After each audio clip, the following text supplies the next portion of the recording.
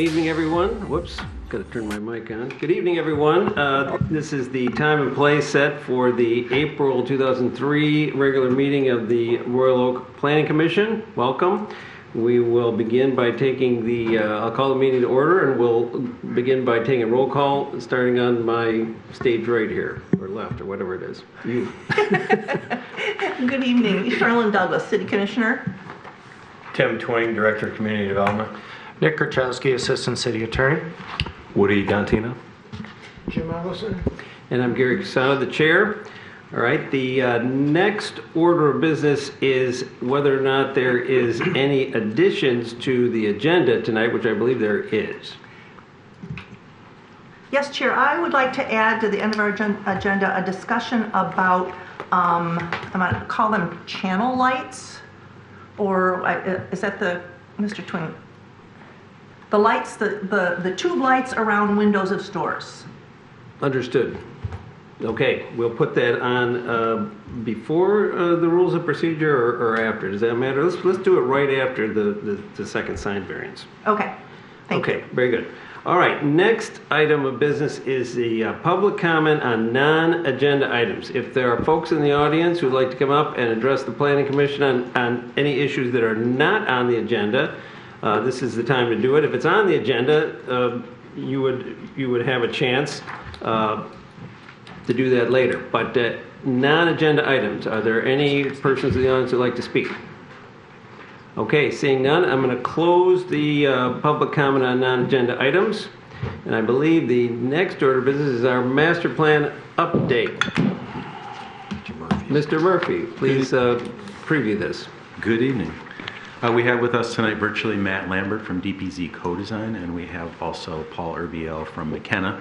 And the point that tonight Matt is here to present the schedule for the charrette, and it's important for the Planning Commission to agree to that and look forward to what can be accomplished with the charrette. So with that, I'll hand it over to Matt, and he can pick up from where we left off in conversation last month as to what to expect for the charrette schedule. Great, thanks, Joe. I'll share my screen here. So I'm on my iPad in the car picking my daughter up, so it's quite interesting. But I have the agenda here. So we spoke about a number of things related to the charrette background the last time, and I'm happy to get into more of that. This is essentially the sort of public-facing side of the charrette schedule. There are other things that our team internally would be sort of working the whole time. As a reminder, for the charrette, what we do is we bring an entire team from our office, our sub-consultants, McKenna and Jacobs and Land Use USA, and we'll be in Royal Oak in downtown for the week. And we'll be working hard at work on tables, but then we also have some sessions specifically to discuss topics and sessions that are really focused on public input, and that's what you see here in the schedule. As a reminder, we discussed May 15th through May 20th. In the lighter pink, you can see a number of topics that are related to subjects such as sustainability, housing and retail study, downtown, Woodward, and so forth. These are during the day. And in the darker orange are the public input focus sessions, which are in the evening now. The reason that we set the schedule up in this manner is we've had a lot of discussions in terms of what would be the best way to provide the greatest number of opportunities for the public to join in as flexible manner as possible. So we do need topic-based discussions during the day when we're doing the bulk of our work, which is this set of lighter pink meetings like these ones. Can we stop? And so That makes no sense. For these meetings, we'll need to invite some people such as Matt? Yes. We're not seeing your screen. We lost your connection, Matt. We can hear you, but we can't see your video feed. Okay, here, let me get that back. Okay.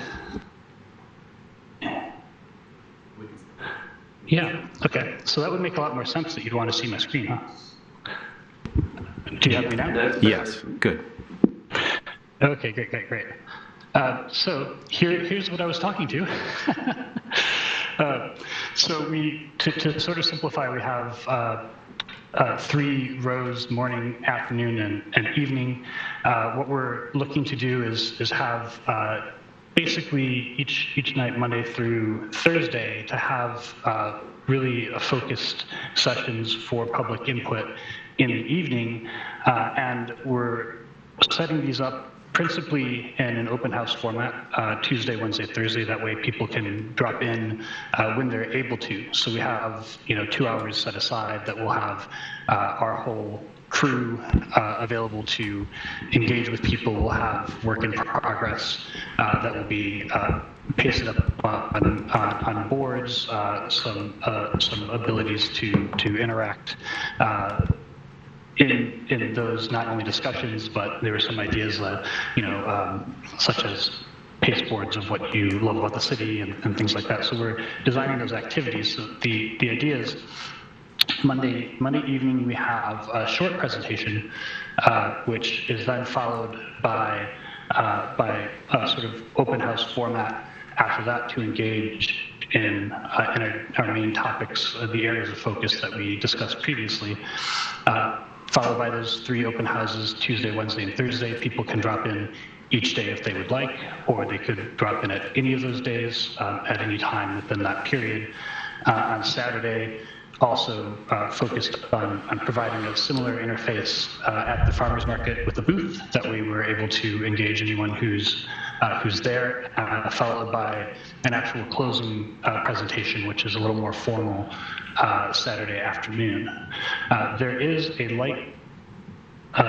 sort of light pink piece here, which we say public welcome to visit the charrette. This is the studio, and we call it a studio. Essentially, within the space, we'll have our team with our desks and so forth, and work on the walls. It's the same space that we have all the presentations, but in this case, we welcome people to drop in and come around and talk to people. So it's just another sort of midday opportunity to engage. The later meetings, the sort of, I guess they're the mid-color, these meetings that are topic-based, as I discussed, those are open for the public to join and participate, but they're really focused on some of those topics. So for instance, on Woodward, we will hope to reach out to Birmingham and Ferndale and probably MDOT and have a conversation really focused on how we can work together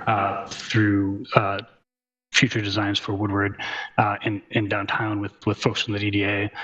So those these meetings that you see during the day, the times we're hoping to land them here, those might shift around a little bit depending upon people's schedules. But what's really sort of set for us in the way this is laying out are the Monday, Tuesday, Wednesday, and Thursday evening presentation open houses and the Saturday booth and closing presentation.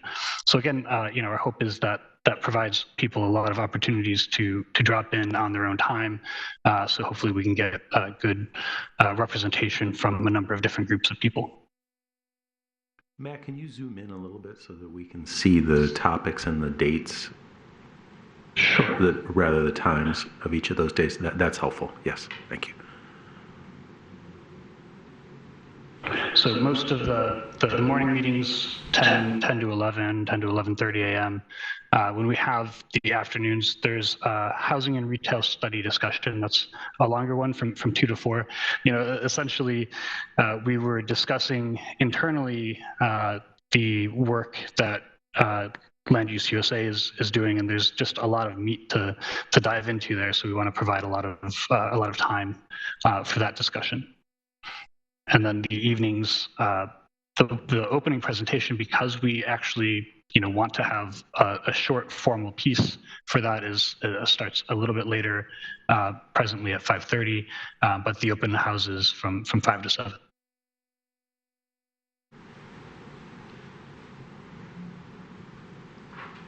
I'll point out for the Planning Commission, Matt had referenced inviting certain stakeholders to each of these topics, and whether you want to provide any input to him as to who gets invited per the stakeholders that they've identified. So this is your chance to make sure you're encouraging the appropriate individuals and the public in general to attend these particular topic discussions. All right, we're going to get a copy of this document, or is it already available to us somewhere? It's going to be posted online. The goal tonight is to finalize it or sharpen it and to make sure we're getting the invitation to the correct people that need to. All right. I guess I would ask if the commissioners at this point in time have comments they'd like to make on that issue to Matt. I have to say, I probably have to think about it because this is the first time I've seen this. But I do have something I wanted to bring up about inviting people. Matt, you recall last time we talked about trying to interface with some of the younger people out in the community.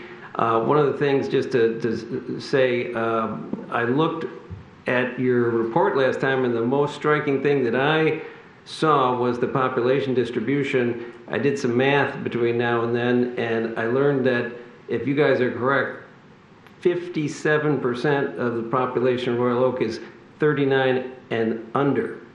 And so that's a big chunk.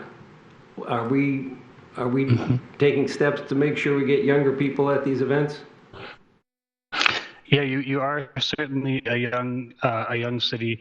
One thing that we're still pursuing is engaging with the school district, but the other thing that we're really focused on, the reason that we wanted to have this series of evening open houses so that people could come as they're able on different days in case they're not able to make any of those. If they're not able to come on Tuesday or Thursday, they still have opportunities. And also the farmers market. And the goal there was really specifically to address people's schedules, families, after school activities, those sorts of things to be open and draw a better representative crowd. Another piece of this is the sort of announcement materials. We've prepared a number of materials to go around town to advertise the charrette in places of business, in signs, yard signs outside. So we're looking to especially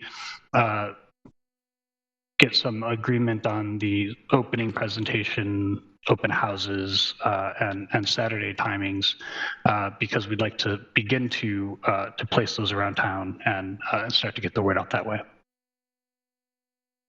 All right.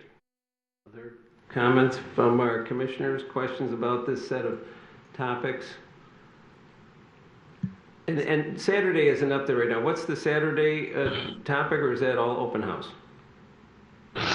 It's having a booth at the farmers market for much of the morning, followed by a formal closing presentation that summarizes all the work from the week and the input that we've received. Okay, that would be an event that would be taking input still? At the farmers market booth and following the closing presentation at the end of it, yes. Though the presentation itself will be, not so much open house, but sort of pulling everything together and providing clear outcomes. But we'll take input after that. Yes. Commissioner Douglas. Yeah, I can't read the subjects of the 4 morning sessions. So yeah, if you'll share that with us. I think all of us here may go through our address books and see if we know people that we think should be involved in that discussion.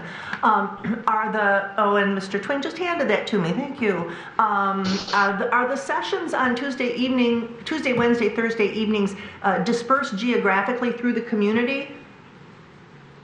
No, they're all in the same location, which is the main charrette studio in downtown. Where's that?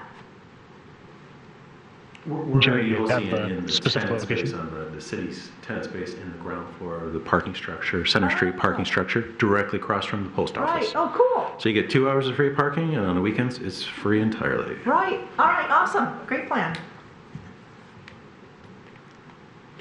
Matt, can you speak to which sessions or which portions of the charrette may be recorded and posted to the website or live video?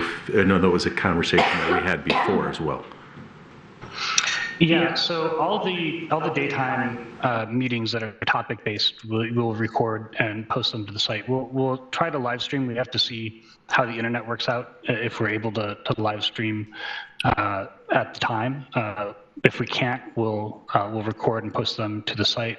The Monday, the opening presentation portion of Monday night, the same, and the same with the presentation portion of Saturday's closing. The Tuesday, Wednesday, Thursday open houses don't really they're not really oriented towards a video. Those are really people walking around engaging with us one-on-one. But for all the meetings, we'll record and post.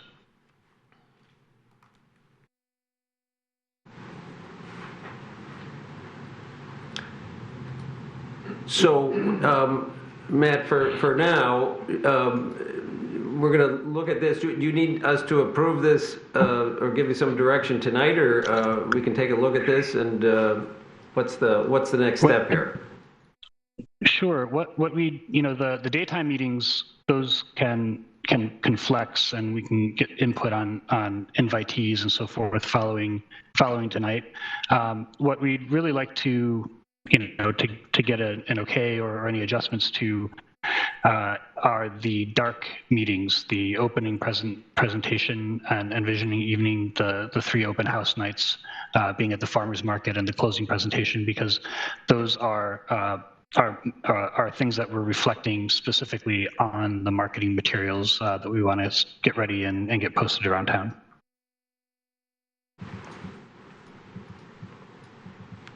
All right. Just want to make sure I understand that. They're open houses, but they're open houses that are going to be focused on topics that you need to yet determine. I'm not sure I followed that. Yeah, so the open houses will have all the topics. So the design of this will be we're planning to take the areas of focus to combine a few, so we have 5, because people do well with 5 items, maybe 6, and then we're planning to pair to orient all of the work that we do in those 5 to 6 subject areas. Have those along with tables and people to engage on those subject areas with the public as they visit the open house, to help discuss what we're doing with the plan, what we're thinking, to get public input and ideas around those topics. So people will be able to go from topic to topic during the open houses and sort of engage with the entire breadth of the master plan. Okay. And the lighter pink sessions, are those going to be interactive, or are those going to be you're going to present or experts are going to present? Those will be a discussion between members of our team and initially people that are specifically invited, but the public's also welcome to participate. But mainly those are focused on engaging with some subject matter experts or authorities locally, as well as those people on our team that are working on those specific issues, city staff or boards that are related to that subject matter.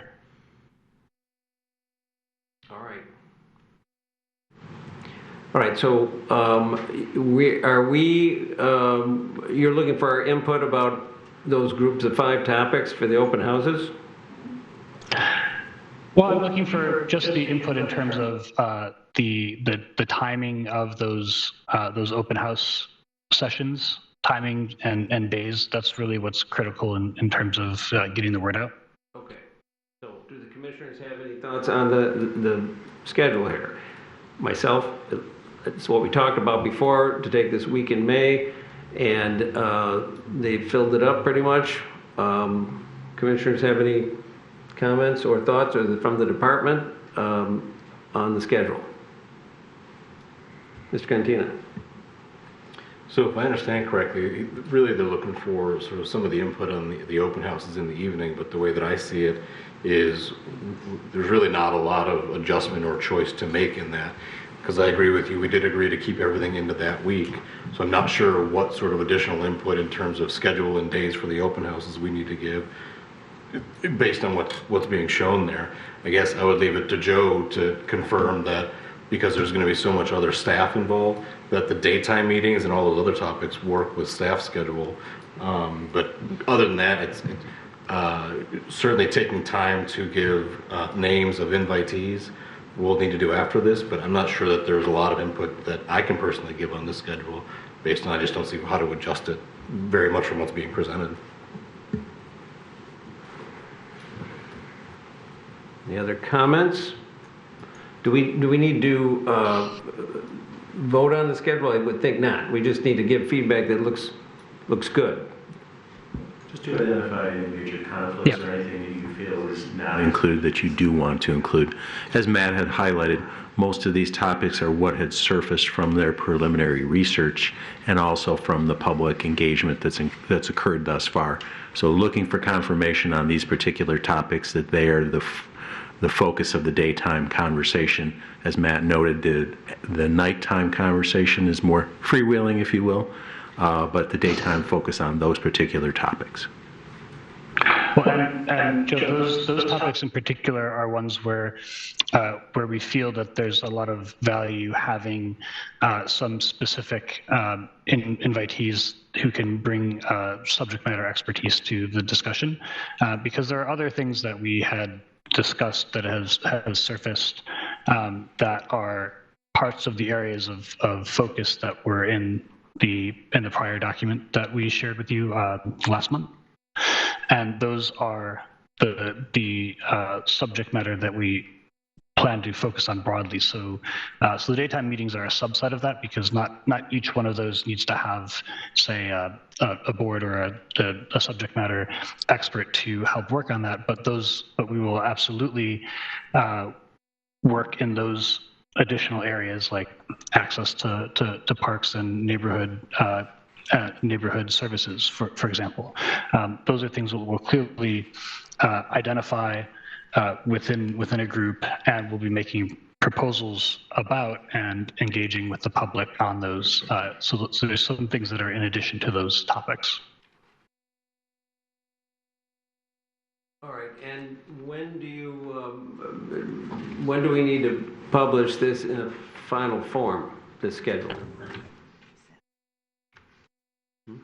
ASAP. Well, Yeah, so we're looking. That's why we're looking to get the table to make sure that we have a representative sampling of participants in this, and that's marketing. And so the sooner they get started on this, the sooner they can put together their literature or ads. Maybe a quick question here for Matt would be, how are you going to market this? Paul and Joe, I think you are best to handle that. Mm-hmm. McKenna has provided us with a variety of ads, if you will, posters, flyers, things that we can post social media to distribute. They were kind enough to give us those revisions today. If nothing changes to this schedule based on your conversation, we're able to, so to speak, send those to the printer tomorrow and release that notice. This will get posted to the website, the dedicated website. And as Matt had noted, any minor modifications to times and things will be updated to the website. But the release is this week. That's great. I'm very glad to hear that. And then I'll just say, looking at your subject matter discussions or subject discussions, I look around this table and I see people at this table who know people who they would want to contact or recommend be participants in the topical discussions. But you've got a teeny bit of time on that. The important thing is to get the schedule out, and then if we can get them names and email addresses in the next week, that would probably work, Matt? Yeah, that would be perfect. Cool. You can send them to myself and or Tim, and we'll funnel them through. Will do. Understood. Mr. Cantino. So to follow up on Commissioner Douglas' comment on making sure that we're as inclusive as possible, I feel like I'm being a little bit dense with this question, so I apologize. Is the intent in the open house sessions in the evening to bring forward some of the conversations that happened in the previous charrette discussions earlier in the day, to bring some of that information to the open house, only from the standpoint of many people from the public are not, even though they're able to attend the daytime sessions, will not be able to attend until the evening. I would hate for them to be devoid of any discussion that occurred in the daytime sessions because of that. So in those open house sessions, is the intent to sort of try to coalesce some of the discussions from earlier in the day and share some of that during the open house? Or is it really just sort of a free form of sort of a catch up of what's going on? I guess help me understand that a little better.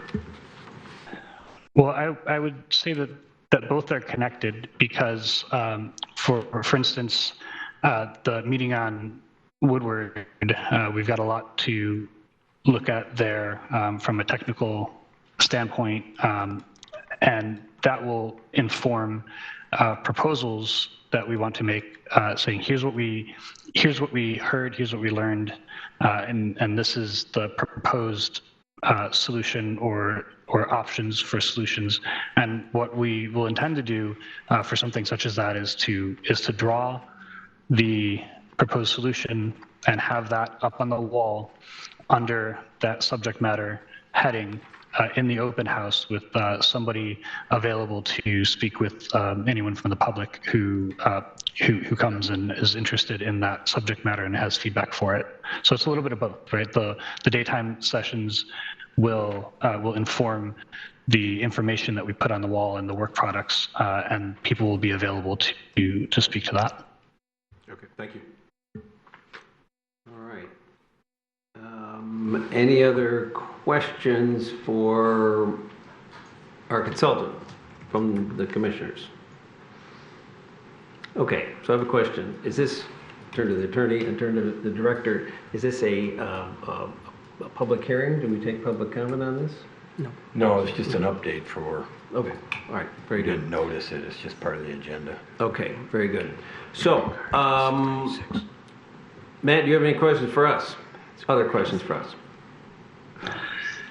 No, not at the moment. I think what we'll want to do is connect again on people who should be invited specifically to those subject area meetings, and then, you know, if you all think of or have good connections or additional means to grow that outreach, you know, that help in sharing the materials and encouraging people to attend is really what we'd be looking for.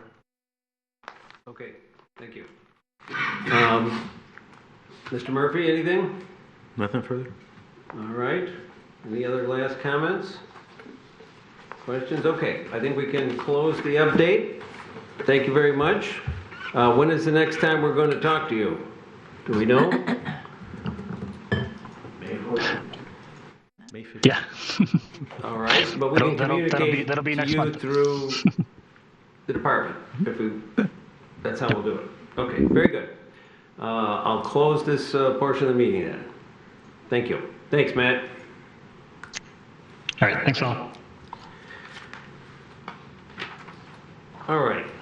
I made a boo-boo. I forgot to call for the approval of the minutes for March 14th. So we're going to go backwards on the agenda. And we'd like to ask if the commissioners had a chance to look at the meeting minutes for March 14. Do they have any comments, questions, corrections, or a motion?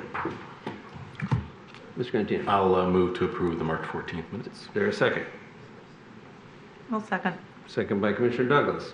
Any discussion on this issue? All right, seeing none, I'll call for the voice vote. All in favor, say aye. Aye. Opposed? None. All right, very good. Motion passes. Meeting minutes are approved. And now we can move on to new business. The first one being a public hearing on a special land use permit and site plan SP 23-04-06 at 215 West 5th Street. Mr. Twing, please introduce us. This item is before you in terms of a special land use and site plan approval. The property is located on the south side of 5th Street, east of Washington Avenue. It is part of the Central Business District zoning district. In that district, facilities with the sale of alcoholic beverages as well as outdoor service cafes are both considered special land uses, and that's why this item's in front of you is a special land use request this evening. The petitioner is proposing to construct a deck, an outside deck on the north half of the building's roof to be used for outdoor service, primarily on a seasonal basis. The deck would be some 2,915 square feet in floor area and would have a maximum occupancy of 160 people. The deck would include a covered bar with 22 seats, a lounge area for approximately 30, 12 tables for seating 48, and two 42-inch high covered fire tables. The deck is surrounded by a 42-inch glass railing along the west, north, and east sides of the roof. It has a 12-inch landscape area to be placed at the base of the railing. An 8-foot wall and fence would be placed along the south edge of the deck to separate it from the rest of the roof. There are also 2 new stair towers that would be constructed on the east side of the building, provide access to the roof. The petitioner is also proposing to build a new refuge enclosure in the southeast corner of the parking lot in that one of the stair towers impacts the current location at the southeast corner of the building. The zoning ordinance does have a provision in regards to music and outdoor noise. The petitioner does indicate there's a DJ booth music area. The provision simply indicates that the outdoor music would not impact adjacent properties. It's not a prohibition in the sense of it's not allowed, it's just that it can't be played loud enough to impact adjacent properties. It's generally been policed through the sound provisions by the police department. So it's not a flat-out prohibition of outdoor music, and you know that from other places that do operate with such. There are no specific ordinance issues in terms of deficiencies or variances that are needed. The site plan memo that goes along with this, we are simply indicating that the City Commission would need to still approve an amended plan of operation for the establishment under the liquor licensing ordinance. And then the remainder of the contingencies are standard contingencies regarding compliance with lighting, building codes, signage, and performance bond guarantees. If there's questions of me on the reports, I'd be happy to address them. Well, I got a quick question. You said something of interest. Did you mean that there are other rooftop facilities in town that have a DJ at night? Well, they have music. Okay, I may talk more about that. I was not aware, but okay. Very good. Any other questions for Mr. Twing? All right, seeing none, I'll call the petitioner forward. Come forward, introduce yourself and tell us why you are entitled to the relief you seek. Anthony Esbeck from Fifth Avenue. Originally, I intended to appear and argue against this petition because this is a significant financial investment and a little bit scary, but ultimately we decided that this is going to be very exciting, not only for Fifth Avenue, but for the entire downtown of Royal Oak. What we've found is, coming out of COVID, even though Royal Oak is still certainly the king of downtown entertainment, it's just we don't have the same energy downtown on the weekends. And it may be a good thing or a bad thing, but not the same number of party buses, people coming down. It's much better, but not like it was pre-COVID. So we decided that it's time. We've been there 13 years. Over the years, we've done different things to try to renew ourselves, stay fresh and exciting. And this would be the big one, the biggest of them all. After 13 years, we thought downtown gets a little traction because they do have some rooftops, and people in the summer like to be outside in Michigan, and they like I said, they do get some traction. People do go down. A lot of our Royal Oak people go downtown for that. Across the street has a rooftop, a very nice rooftop. So we just thought this, although it's a significant investment, it's time for us to take it to the next level. And so we think, the criteria, it really meets all the criteria. It's consistent with the downtown. This is the central business district. It'll be designed very beautifully, and contribute to not just Fifth Avenue, but really the entire downtown. Downtown Royal Oak functions not individually, but collectively. When downtown is operating correctly, everybody's busy. And it's just people come to Royal Oak as opposed to go to Detroit or Ferndale or Birmingham. And so this is just going to be another reason to come to downtown Royal Oak. So I think it's really a benefit to the entire downtown. Noise was mentioned, and it's not going to be, we already have a second floor that has dancing and DJ and that kind of atmosphere. This is not like that at all. The identification of a DJ is just because people like to connect, and you wouldn't have a jukebox up here, but you would have a DJ that can play songs that people request. This is about conversation and craft cocktails. It's not the crazy second floor dance party that we already have. We're not looking to duplicate that. So that's not really a concern at all. I think this is very consistent with the downtown. It's going to, really serve as an upgrade to everything. I think it's going to create a nice synergy with the placemaking effort that's going on 5th Street and on the other side of Washington. I'm sure you're familiar with that. So I think it's going to fit very well with what we're doing in downtown and be a real benefit. All right, are there questions for the petitioner? Yes. Mr. Ellison. Where's the elevator? The elevator? Yeah, this is 3 flights of stairs for this old man. How am I gonna get up there? Well, 2 answers. We kept it under 3,000 square feet, so technically we don't have to have an elevator, but we do have, we're working with Lardner Elevator to determine whether it's practical to take, it goes up 2 floors to, do we have to replace the whole thing to get up to the 3rd floor? Or you have that, the special former mayor chair that the security will carry you up.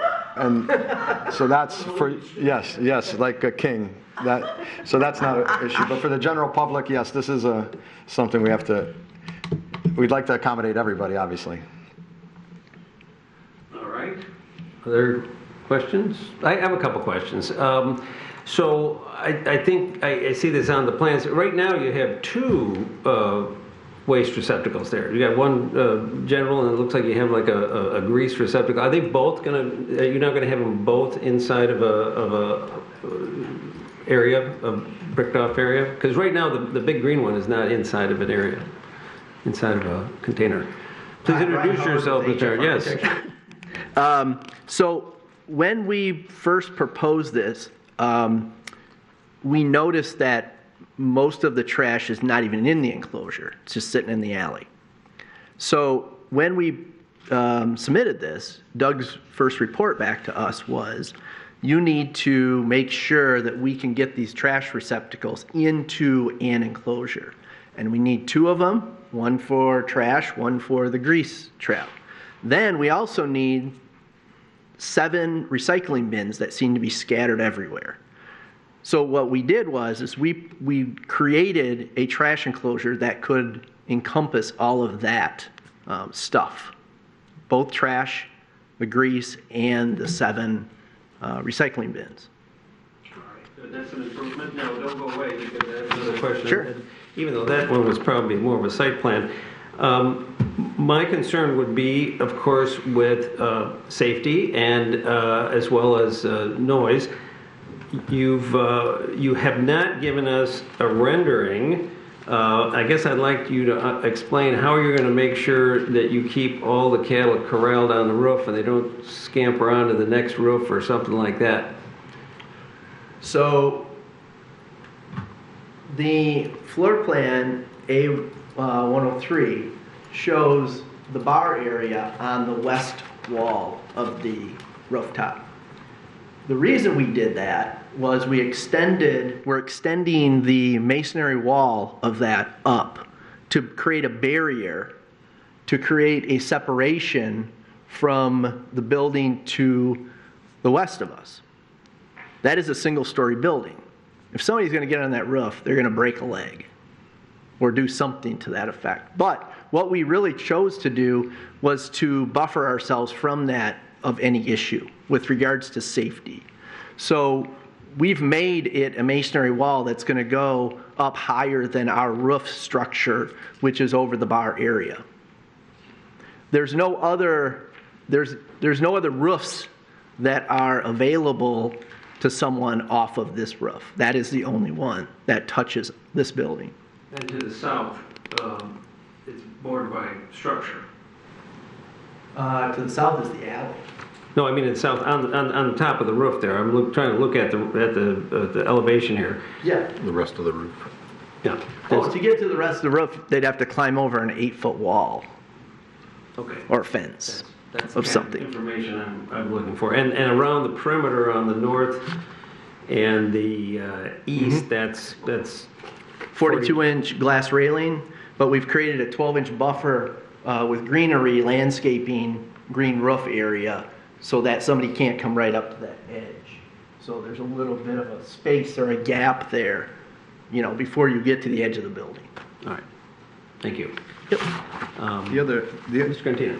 The other answer, I guess, to the Go ahead. like people jumping off on other roofs and stuff, we will have appropriate security staff up there to make sure that people are behaving correctly as we've done for the last 13 years. So that's an important part of it too. All right. Mr. Cantino had a question. I don't know if your architect needs to come back. I think you might, but you might know the answer. So you mentioned the only roof section up there was covering that bar area. Are the two restrooms that are indicated, the men's room, women's room, do those have roofs to them as well, or Yeah. are those open air? Okay. No. The restrooms have roofs over them. The bar area that you can see, there's a dashed line that represents kind of around the bar or out beyond the bar. That is the roofed area. And the area of the wait station is roofed, as well as the area that exits out, that emergency exit door is also roofed. All on that, basically, all on that All west on side. that kind of west, southwest corner. Correct. Nothing on the north or the east side. Nope. Other than the stairwell. That's Mr. Ellison. Carrying on the same subject, Woody asked this question I was going to ask, but you've got the main area of roof over the bar area. What is that roof going to be constructed of? So that roof, if you go to the next, that elevation right there, which is the 5th Street elevation, you can see that angled roof area. It's going to be partly structural steel. It's going to be partly wood, probably a tongue groove cedar ceiling, something like that. I'm assuming we'll probably be putting some of those acoustical clouds underneath that, so we can kind of capture some of the noise that would be under that. What are you putting down as a membrane to keep the water out? Is that going to be a membrane roof? From or is the it gonna roof or from the... Over the roof that's over the bar area right now. It'll be a membrane roof. There'll be a membrane on it, and it's going to be supported by wood joists. Okay. The little area that goes back, little corridor goes back to the restrooms. Just looking at this, you've got kind of a funny transition here. How are you making that transition? The roof of that particular area over the restroom will be lower It's gonna be- than the higher roof over the bar. It's the same height as the restrooms, but I look at the roof, the line of the roof, for example, is Yes. coming right into the center of the men's room.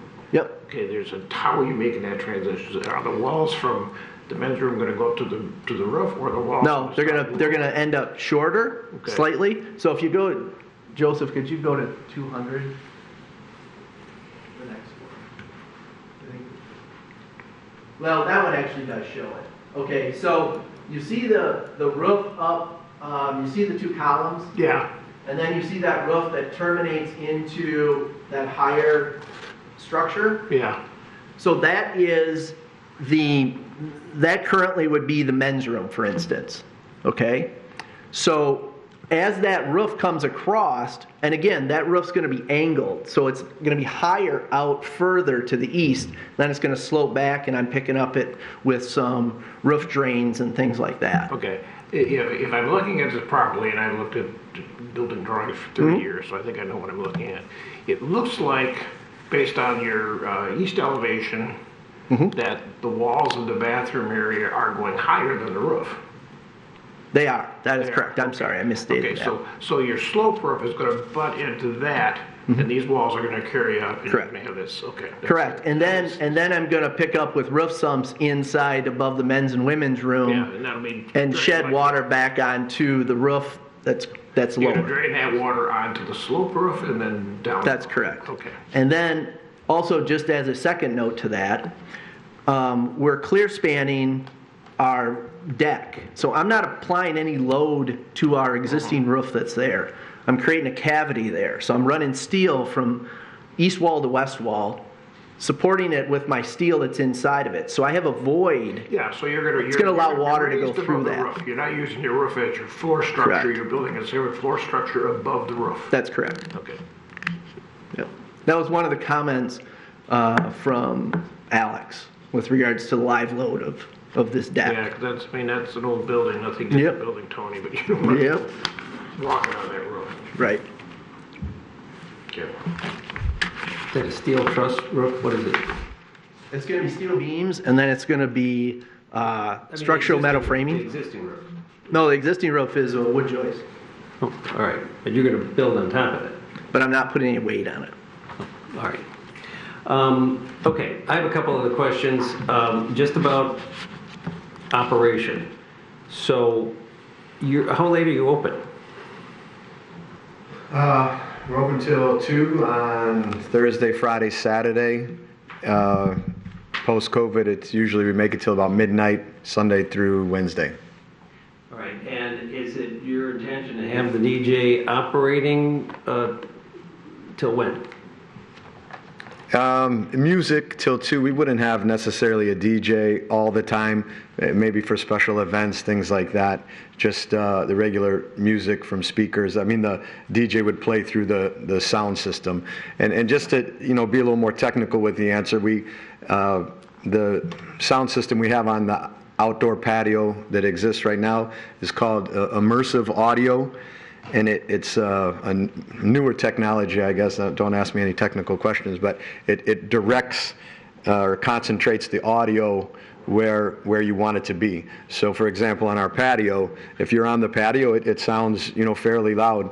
But if you walk on the sidewalk on the other side of our railing, the public sidewalk, you can't really hear it. So it's cool because it concentrates the sound where you want it to be. The same technology will be employed on the roof. We'll concentrate it on the areas that we want it to be.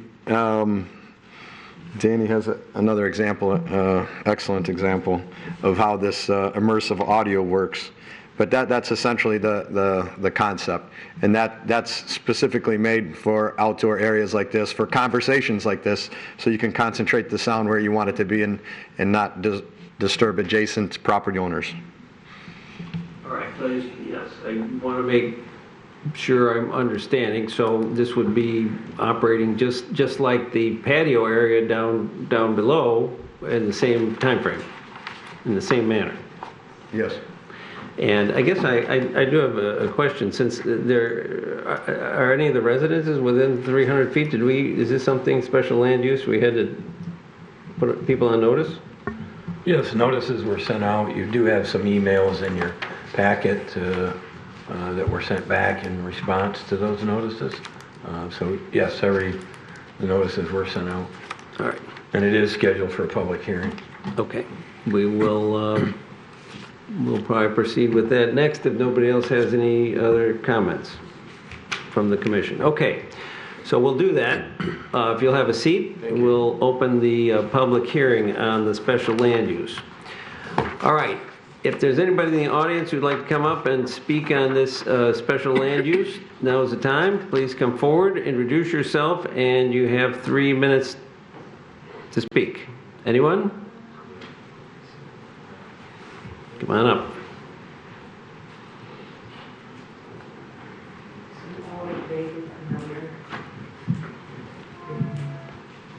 Jean Sarnacki.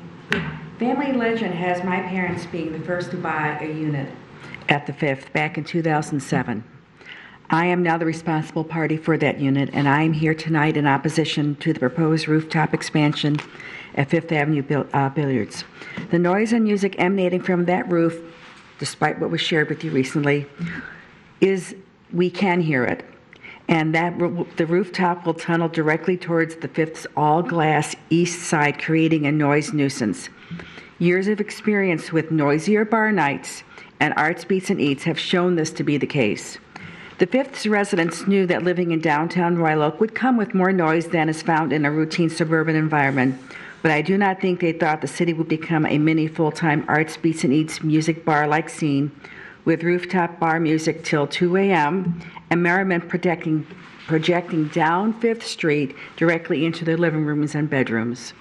According to the state's 22 statistics, O'Toole's, located next to Fifth Avenue Billiards, was the top server of alcohol in Royal Oak at over $283,000, followed by Fifth Avenue Billiards at just under $252,000, putting them among the top providers in Oakland County. Our state currently has over 17,000 Class C liquor licenses. These two are ranked 49th and 60th, respectively, in sale, with numerous larger venues such as Comerica Park, Little Caesars Arena, various casinos, Metro Airport's Bar, and our favorite college town haunts ahead of them. It appears these bars are thriving. What Fifth Avenue wants is too much for a downtown that has residents as well as establishments to consider. It isn't necessary for the success or the interest of a balanced downtown. And I've reviewed the city's police records. The number of calls and police walkthroughs needed to keep the peace of Fifth Avenue Billiards and its neighbor indicate a significant level of bad behavior. A review of the stats from other nearby restaurants and other bars is a revelation. Very modest level of calls, less worrisome reasons for those calls. In closing, the residents of the Fifth chose Royal Oak for our community's ambiance. Funky, fun with a little bit of non-pretentious sophistication. What is proposed will not add to this type of atmosphere, even though he does make it sound a little bit more upscale with the cocktails. I don't buy that. I also have concerns with a possible DDA proposal to close this area of 5th Street to vehicles and create a permanent lounge type environment, which was referenced earlier, but I will wait to see what is ultimately proposed before I comment on that. Thank you very much for your time. Thank you. All right, do we have any other members of the audience? Please come on up. Introduce yourself. You have 3 minutes. Hello. Good evening, everybody. I'm Bert Hectors. I represent the board of the Fifth Residences. We are just under 150 feet away from Fifth Avenue. We have 78 residential units, 36 east-facing, 22 south-facing, which is a total of 58 units directly exposed to the rooftop proposal. To build on a little bit what was just said, Fifth Avenue had 167 calls for service in 22.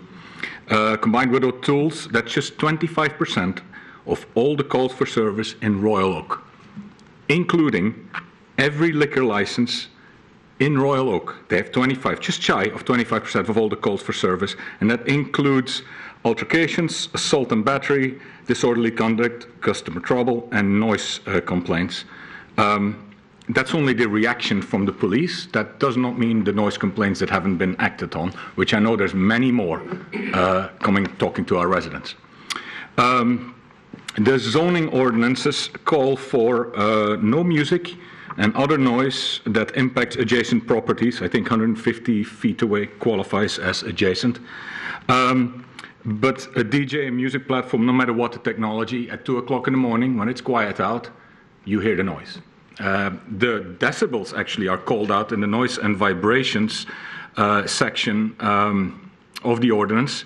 It shall not exceed 75 decibels between 6 a.m. and 10 p.m., and more importantly, shall not exceed 60 decibels after those times, after 10 o'clock, between 10 and 2. 60 decibels is basically a very quiet conversation. So basically, if you think about that, that's 160 people on a rooftop trying to whisper until 2 o'clock in the morning, not talking about the music. Some other ordinances, basis for determination. It should not be disturbing to the existing use. The bar has been there for 13 years, as we just found out. The fifth has been there since 2006. So we were there a little bit earlier. Existing use definitely established there. But also, the other, number 4 in that same ordinance says there should be an improvement in relation to the properties in the immediate vicinity. I fail to see how this would improve living at the fifth at all. If anything, it would be more a disturbing element to it. So really my question is, if we were to approve this, the question for the city as well as for Fifth Avenue is, how will we manage any infractions on the noise ordinance? How will we monitor it? How will we remedy it, police it, and more importantly, enforce it? I would love to know how we manage it if we approve this rooftop deck. Because if there is noise complaints, we have to live with it every day, 7 days a week, more so in the weekends. Over here is a discussion. Sorry, I'm at time, but thank you very much for your time, and I hope we can consider this. Thank you. Thank you. Is there anybody else in the audience who'd like to speak on this issue? Come on up. You can come up. Hello, my name is Stephen Heisrud. I live at the Skyloft, which is at 5th and Main Street. There's 36 units of ours that are directly facing 5th Avenue. And right now, I can tell you, just living there, that the sound coming from Maury, from Tools, and 5th Avenue, we can hear it easily from 10 o'clock until midnight, if not later.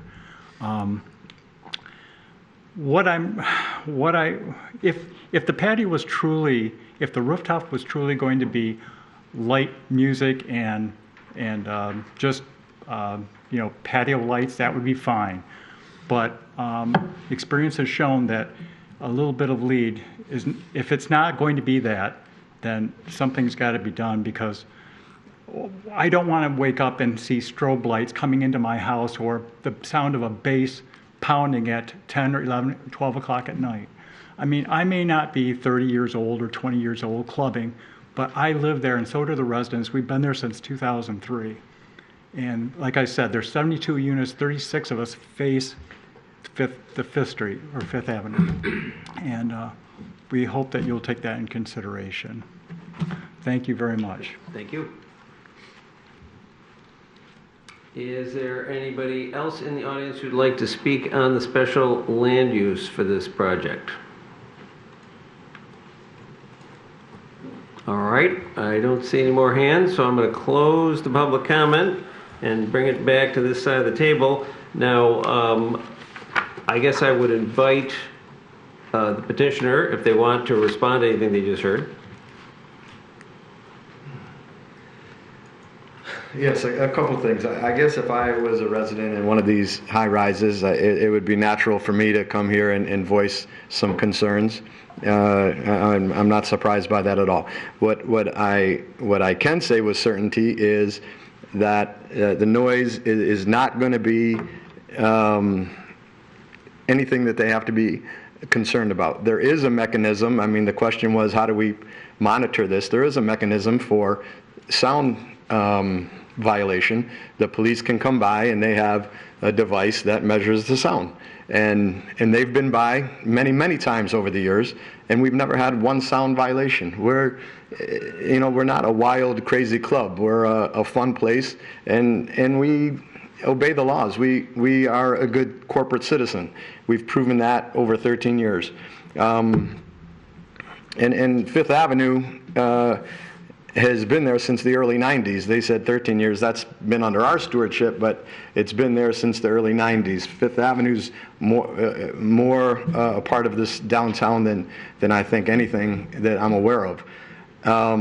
So there is a mechanism to monitor what we do. It's going to be, if I can say, more of an adult atmosphere.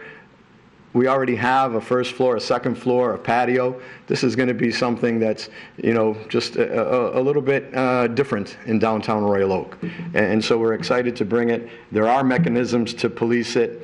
And if we're going to talk about the general operation of Fifth Avenue, I mean, we get back to that same argument. Police calls, how are they defined? The police automatically walk by on the weekends. They're supposed to walk through, make sure everything is going well. We love to see them. It's nice to see them. We pay for them in the downtown, the DDA, I believe, and it's nice to see them. But they count every time they walk through. Over 13 years, we've had zero major, not one major situation at Fifth Avenue with 2,500 people a weekend. So we're very proud of that fact. So our general operation can't be questioned. I mean, that's demonstrable that we do a great job there. That's really the only concerns I heard, and I understand them, but we are, going to proceed in a professional way, in a neighborly way, and I'm happy to talk to them and reassure them. But it's not an issue, and it will be a great thing from Fifth Avenue and the downtown. Go ahead. Dan Yesbick, Fifth Avenue. And I know there's some concern when you hear the word DJ, people's ears perk up. But in terms of sound or loudness, whether it's a DJ or we're playing off Spotify, the system dictates the level of sound. So because of this immersive sound system, the level will be capped. So regardless if a DJ is up there or, again, if it's just some other mechanism, the sound level is not going to change. It's not going to affect it simply because there's a DJ directing the music. The sound level is the sound level. And with the system, the immersion, it keeps the music within. So I just wanted to add that point. So let me just follow up. So I'm not familiar with the system. Do you set is this sort of a self-monitoring system? Do you know how loud it is when you set it, and does it monitor itself? It's the way it works is you kind of have more speakers and less speakers, and because you have more speakers directed where you want the music to go, and that would be towards the people on the patio, not outward, but inward. That sound, kind of stays within that parameter. Turn the volume down. And you can obviously control the volume up or down, but you can set the level, and then it doesn't. A DJ, for instance, won't be able to go above whatever we set at that, decibel level. And then again, it's pointing inward, so all the sound is captured within. And like Tony referenced earlier, if you go to the patio, it's louder on the patio, and then as you walk down Fifth Street, you don't hear it as anywhere much as you hear it if you're on the patio because of these specialized speakers, this immersive sound system. But the best example, I referenced it earlier, comes from Disney World. We spent a fair amount of time there. And the Under the Sea ride, go ahead. The Little Mermaid ride, when you get to the portion of the Under the Sea.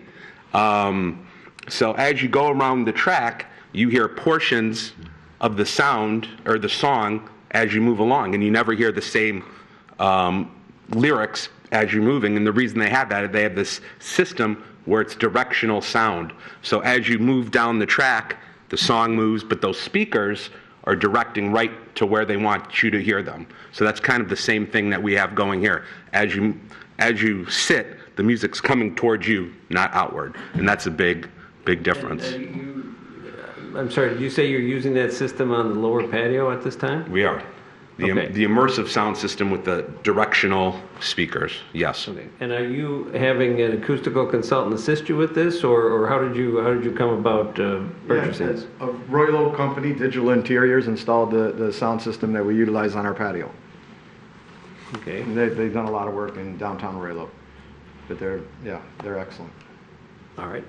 Any other question, Mr. Grantina? So you mentioned before, if there is a noise complaint, the police have decibel meters, and they come and take a sample of the sound levels.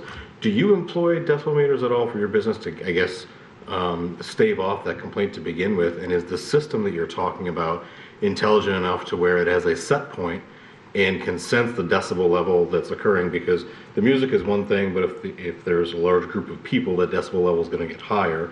Understanding what the ordinance dictates, do you, this is meant to be in all fairness, do you just wait for the police to arrive if there's a complaint to check that decibel level, or have you ever experimented yourself with your own decibel meters to get an understanding of how acoustically each of the different spaces are performing? We have not purchased decibel meters, but it's a common sense thing. And when we're out on the patio, is it too loud? If I come show up and man, why is it so loud, or why is it not loud enough? So we adjust it correctly, and it's just a common sense thing. And if it's not too loud on the patio, it's certainly not going to be too loud on the sidewalk or, going toward adjacent properties.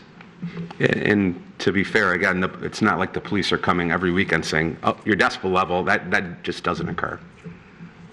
Well, not one. We haven't had one issue with sound in terms of a violation, and that's the bottom line. We're respectful to our neighbors. The whole time we've had the patio. We live next to them. We're in the downtown together. We don't want to cause any problems, and we haven't. What is the capacity of the rooftop? 160 people. All right, thank you. Mr. Ellison. Okay. The light mean it's on? Yeah. Okay. A couple thoughts. Mr. Twain, first a question for you. Have you heard any complaints about Pinky's rooftop?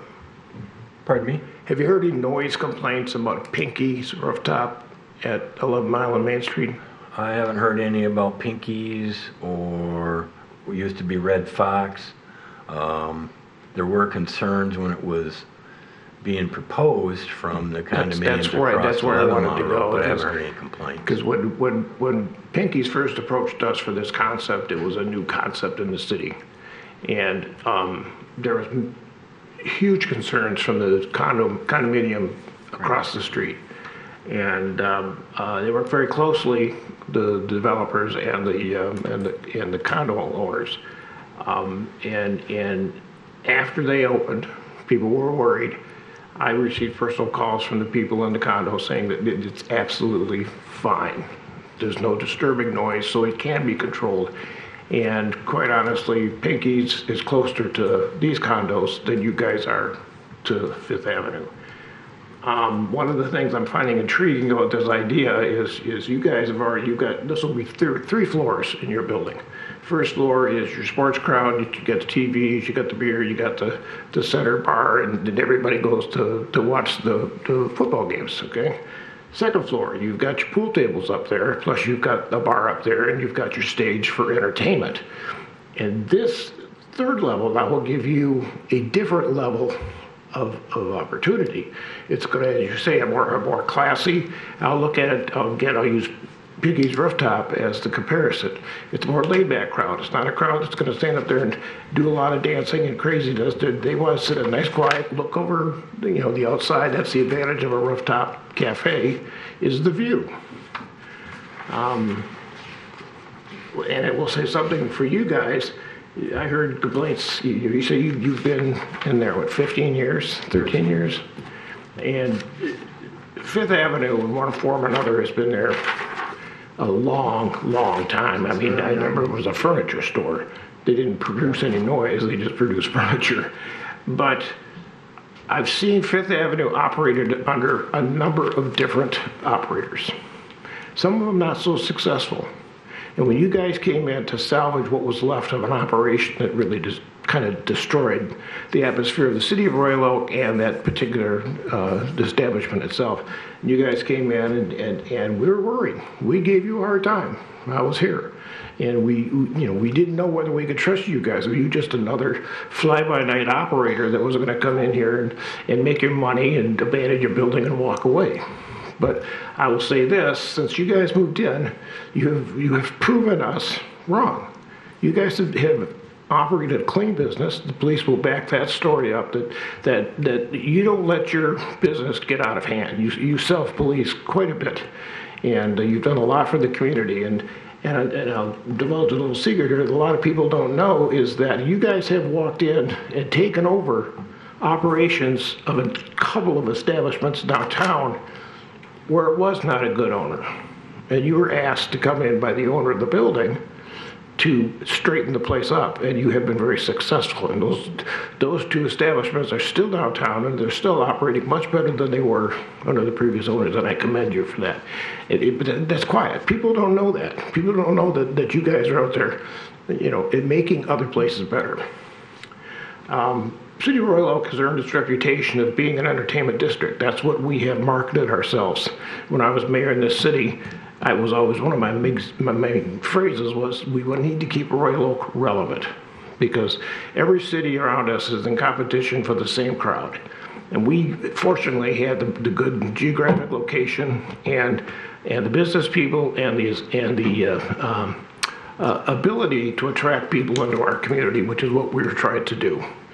And it's because of operators that we can trust, and we've run a number of them out of town, but not this. But I spent some time living in the Fifth.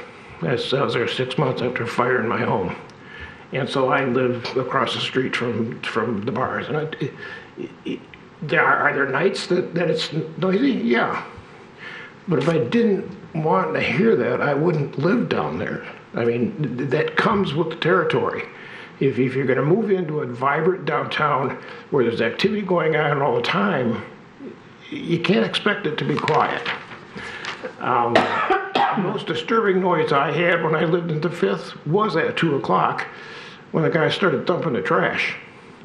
You start dumping all those empty bottles into the trash can at 2 o'clock in the morning, you hear it.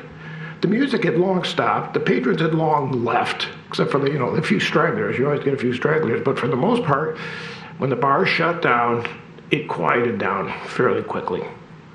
And so the atmosphere of this is terrible. It's all these noise. It is going to happen. I'm not going to say it never happens, but it's not the rule. And so I support this concept. I think it's a good idea. I think if anybody's going to put this thing together and run it correctly, it's going to be you guys. And so, yeah, I'm curious to see what my colleagues have to say. But based on my experience, we've got a good operator with a good plan, and it's established, and he's a good corporate citizen in our community, and I welcome it. Thank you very much. Thank you. All right. Any other comments? Mr. Mayor. Did you close the public hearing? Oh, yeah, I think I did. Yeah. Oh, okay. Mr. Mayor.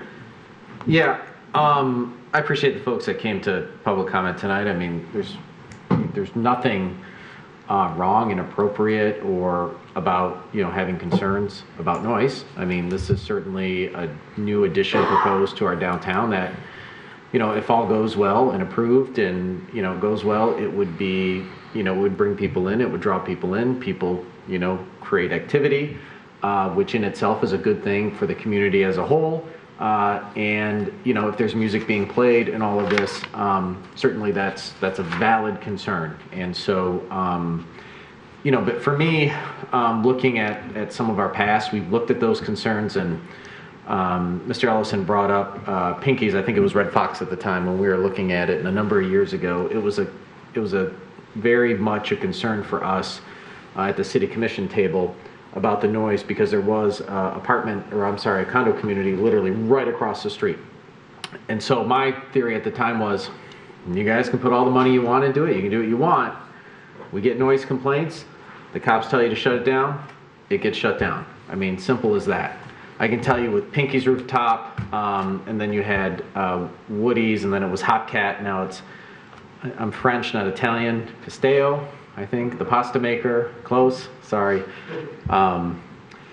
Luigi would be unhappy with me at the moment. And then even D'Amato's has a rooftop venue. And I can tell you as mayor, I get a lot of complaints, from my neighbor constantly uses their, yard blower to, you name it.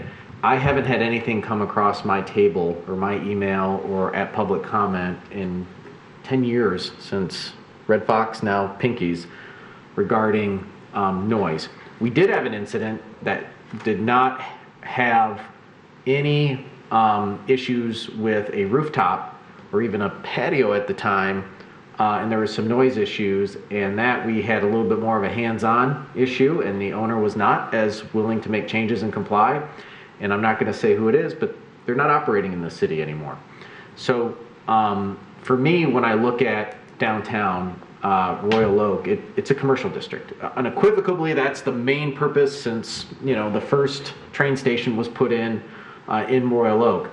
And if we aren't going to have places where people can enjoy a weekend and unwind or whatever, it's certainly not going to be in the middle of a single-family residential neighborhood. It's going to be in the commercial districts that we have. And we already have this sort of concept. Royal Oak has been working very, very hard to ensure that we're a destination, especially in summer, and an outdoor destination. We invested heavily in Centennial Commons, which has been a great draw for people. 4 seasons this year. We've looked at what we can do to help businesses, but help the downtown in general by promoting as much as possible outdoor venues for people to dine. We see that up and down Main and Washington and other areas in town. And rooftop places are really another opportunity to keep Royal Oak relevant, as our former mayor would say, and ensure that, we get people to continually think about Royal Oak. And that sun comes out like today, 75, 80 degrees, whatever it was. They're heading to Royal Oak. They don't even know where they're going. They're heading to Royal Oak. They're going to park and they're going to go to one of the venues. That's not to say that we do it recklessly and we do it with abandonment to concerns. Our police department is world class. And if there are any noise issues or whatever, we work it out. I can tell you it's been a long time. But I've been to the patio at Fifth Avenue on the outside.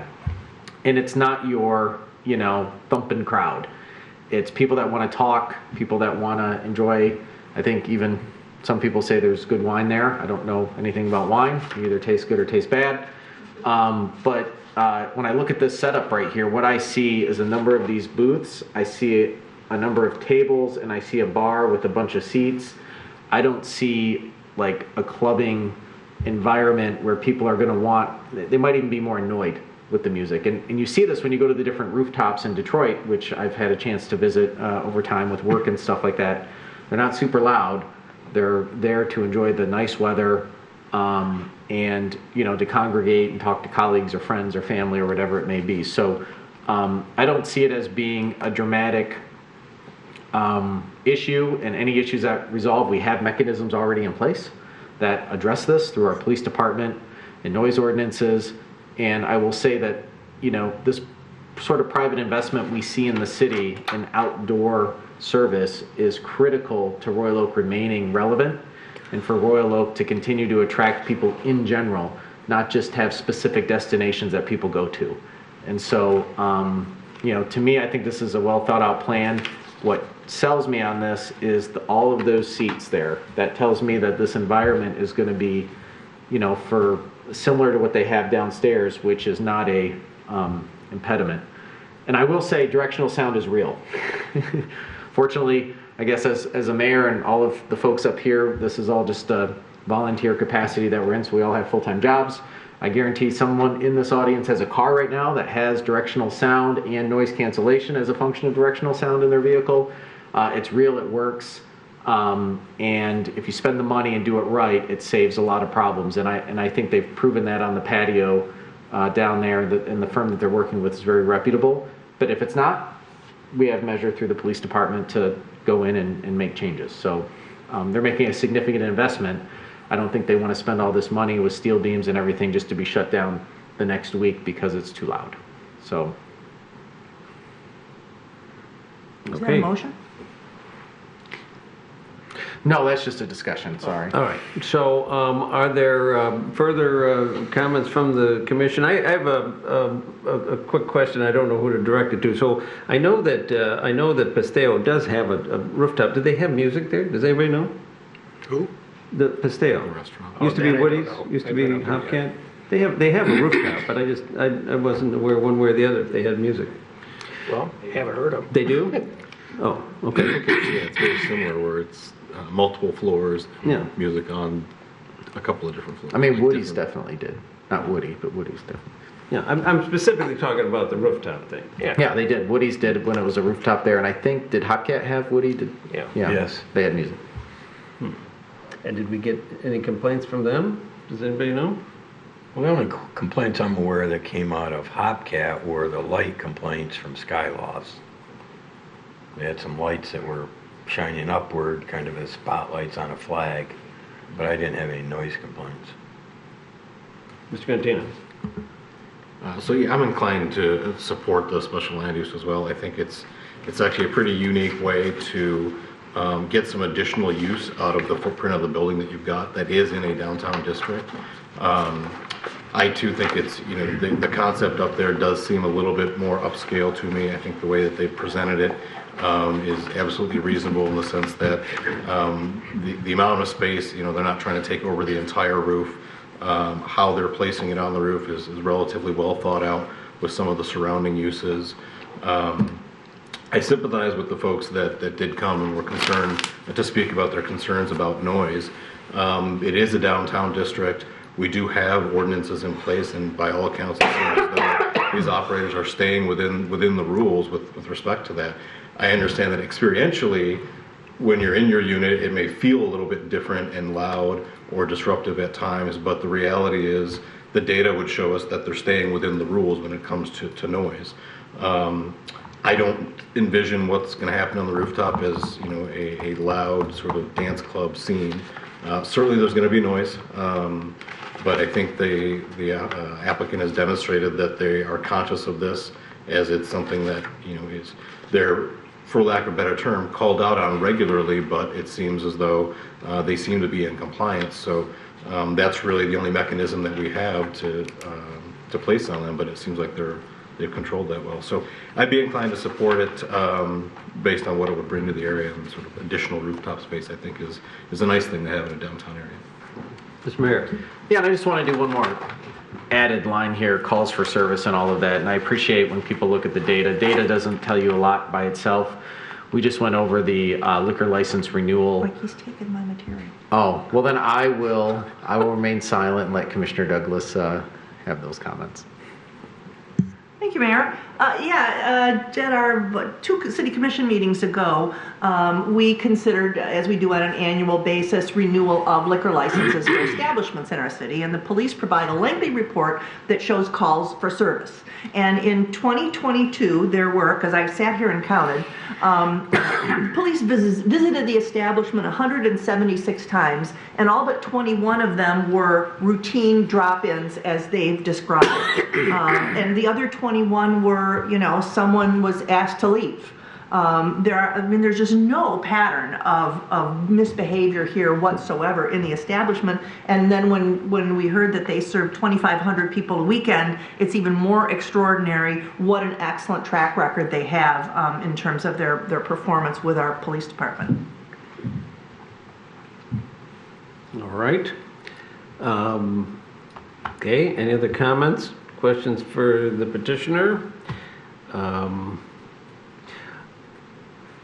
Or a motion? I'll make a motion. I'll move to approve the special land use.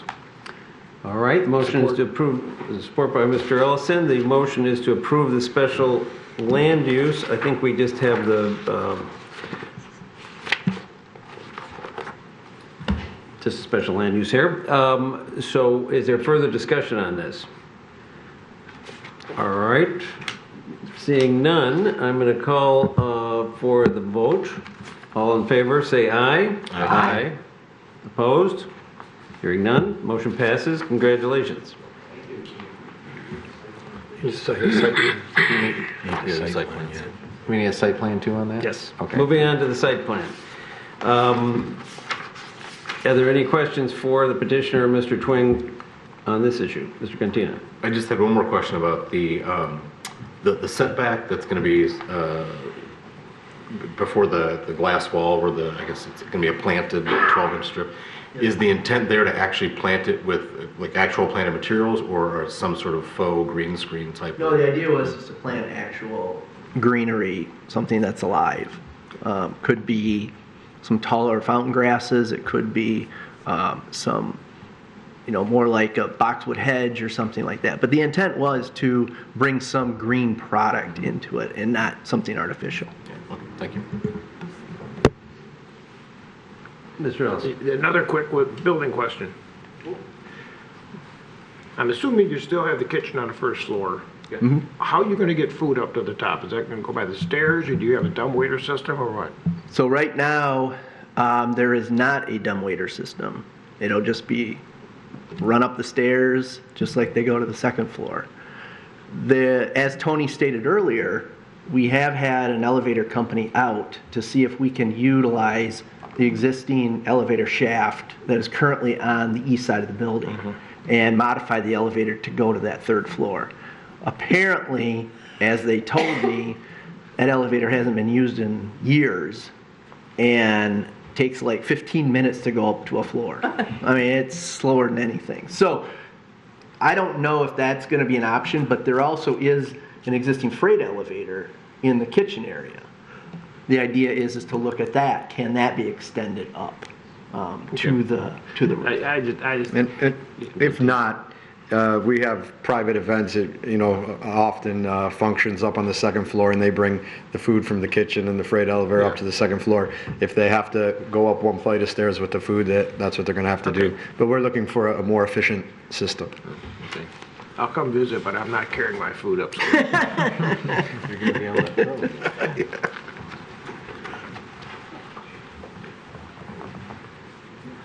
All right, Commissioner Douglas. Yes, thanks, Chair. I'll move approval of the site plan. There's support. I don't know who got it first. Mr. Ellison. Okay, and that's this, you're moving to approve the site plan with the standard contingencies? Contingencies as listed. All right. Is there any discussion on this? All right, then I'm going to call for the vote. All those in favor, say aye. Aye. All opposed? Hearing none, motion passes. Congratulations. Thank you. All right, good luck, gentlemen. Thanks. When's construction start? We are still talking to our contractor on trying to still start it toward the end of this year, so fall of this year, and ready and open spring of 24. Okay, well, good luck. Thank you. Thank you. All right, next order of business is the special land use permit and site plan SB 23-04-07 to install walk-up service at 326 West 4th Street. Mr. Twing. This site is on the northeast corner of South Lafayette and West 4th Street.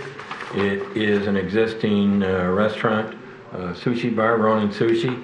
The petitioner is proposing, as you indicated, to install a walk-up service window on the South Lafayette side. It actually has been installed. It may have been installed probably during COVID, but during the review process with the building department found it, just as we indicated to you with Detroit Coney, I believe, or Detroit Dog on 5th Street. It's treated as a outdoor service under the zoning ordinance, and in the downtown, those are required to be approved as a special land use. Because they are proposing the walk-up window right adjacent to the public right-of-way, we've also required that they obtain a license agreement from the City Commission to control and address maintenance and liability issues along the sidewalk as people stand and wait for that. So you will see that as one of the contingencies in the site plan. All of the other site plan contingencies are compliance with building department's codes and ordinances in terms of access and things they're proposing inside. So with that, if there's questions on the reports, I'll be happy to address them. I guess I can direct this to petitioner, but they're already are they already using those parking spaces as a lane, as sort of a loading lane there? I'm not aware of an approval there. They, at one point, had valet service at that location. Okay, well, we'll ask the petitioner. Okay. Any other questions before the petitioner's called up? All right, seeing none, let's bring the petitioner up. Introduce yourself and tell us why you are entitled to the relief you seek.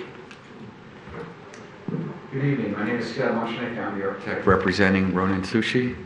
And this is... I'm Jim Tayash, the owner, Ronin Sushi. So Ronin opened up in 2007. And 2020, when COVID shut the restaurant service down, Ronin shifted to a carryout service. The intent was to have that carryout service beyond where the glass is now, and we created the intent is to create like a lobby that the carryout service customer would come in, order, pick up their food, and then leave. This carryout then evolved into the window being installed into the west wall of the building, so that there were even less touch points and even less congestion of bodies, because it was still during COVID. So that's how it ended up being the pass-through window. There is no alcohol that's carry out through the pass-through window. It's strictly a food carry-out system. Go ahead. So that's about all I've got. Okay, I did want to ask about the operation there. So it seems that there are some parking meters blocked off there. Can you explain, is that for valet? Is that for pickup? Tell me about your operation. Yeah, it was valet, and then when COVID started and people were only pulling up for carry-out, the lane was strictly carry-out, and now it's hybrid use of both. Fortunately, I've developed a pretty solid carry-out business, so it's quite busy, and fortunately there's a good flow of traffic. That we have 4 spaces that we use. Sometimes we get even too busy and cars, do we have to circle around the block or whatnot, but in general it's functioning very well the way that it is right now. The window was definitely something that was, let's call it emergency measure. Initially, that was not supposed to be there. It was a very simple order and install. It was actually very easy. We just did it during COVID. And as we sit here now, obviously, things have come back around, and I'm still doing carryout quite a bit. So fortunately built the business, but the model no longer really fits for people coming in and doing what we originally planned. I was actually going to put some seating in there. It was going to be a kind of a little different situation, but now we're basically just managing carryout through the window. And is that you've got a license with the city to block off those 4 spaces? Oh, yeah. Yeah. Okay. All right. Any other questions for the petitioner, Mr. Gattina? Excuse me. So originally I thought this was a little bit of a begging for forgiveness versus asking permission situation, but it seemed like it's not, in the sense that the window, carryout window, went in during COVID, which was allowable at that time. You've recognized it as a benefit to the business. But the staff report had mentioned when someone from the building department was in the building, because there was some other improvements that you wanted to make, they had noticed that window, which is, I'm guessing, why you're in front of us today. What were some of those other improvements, and did I describe the situation correctly in terms of yeah, why they roughly. said? I'm sorry, I missed a little bit of the first part of it. So, ironically, I built a carry-out space leading up to COVID. Literally built a complete carry-out space. The plan was to have... Clairvoyant. Yeah, to have seating inside, though. That was the plan. Seating was going to be inside. About 12 people. We're going to go for lunch. Plan to just have a carry-out. And then COVID hit, we were basically done with construction, basically. I mean, we were very close, but there was a new window facade that was put in, a new door and a new window facade. So before it was just a basic aluminum glass, and I did this kind of wood multi-sized scenario. And what I didn't do was put in the sliding door. It's one of those classic like Taco Bell doors. That's what that is. It's nothing complicated, but all that glass was in. I put down the most expensive flooring I've ever done in my life in the carryout area, but it wasn't done yet. It was really close though. I mean, walls were done, painted. I mean, it was a matter of getting a stainless steel package and a seating package. Like that's where I was at, and then COVID hits. So when we very first started, we were actually running the orders out. I don't know if you recall those early days, like you ever get a carryout, they were basically bringing the carryout to your car. Everyone was masked up and wearing gloves, et cetera, et cetera. And as it started to soften a little bit, we ended up, again, I ordered the window.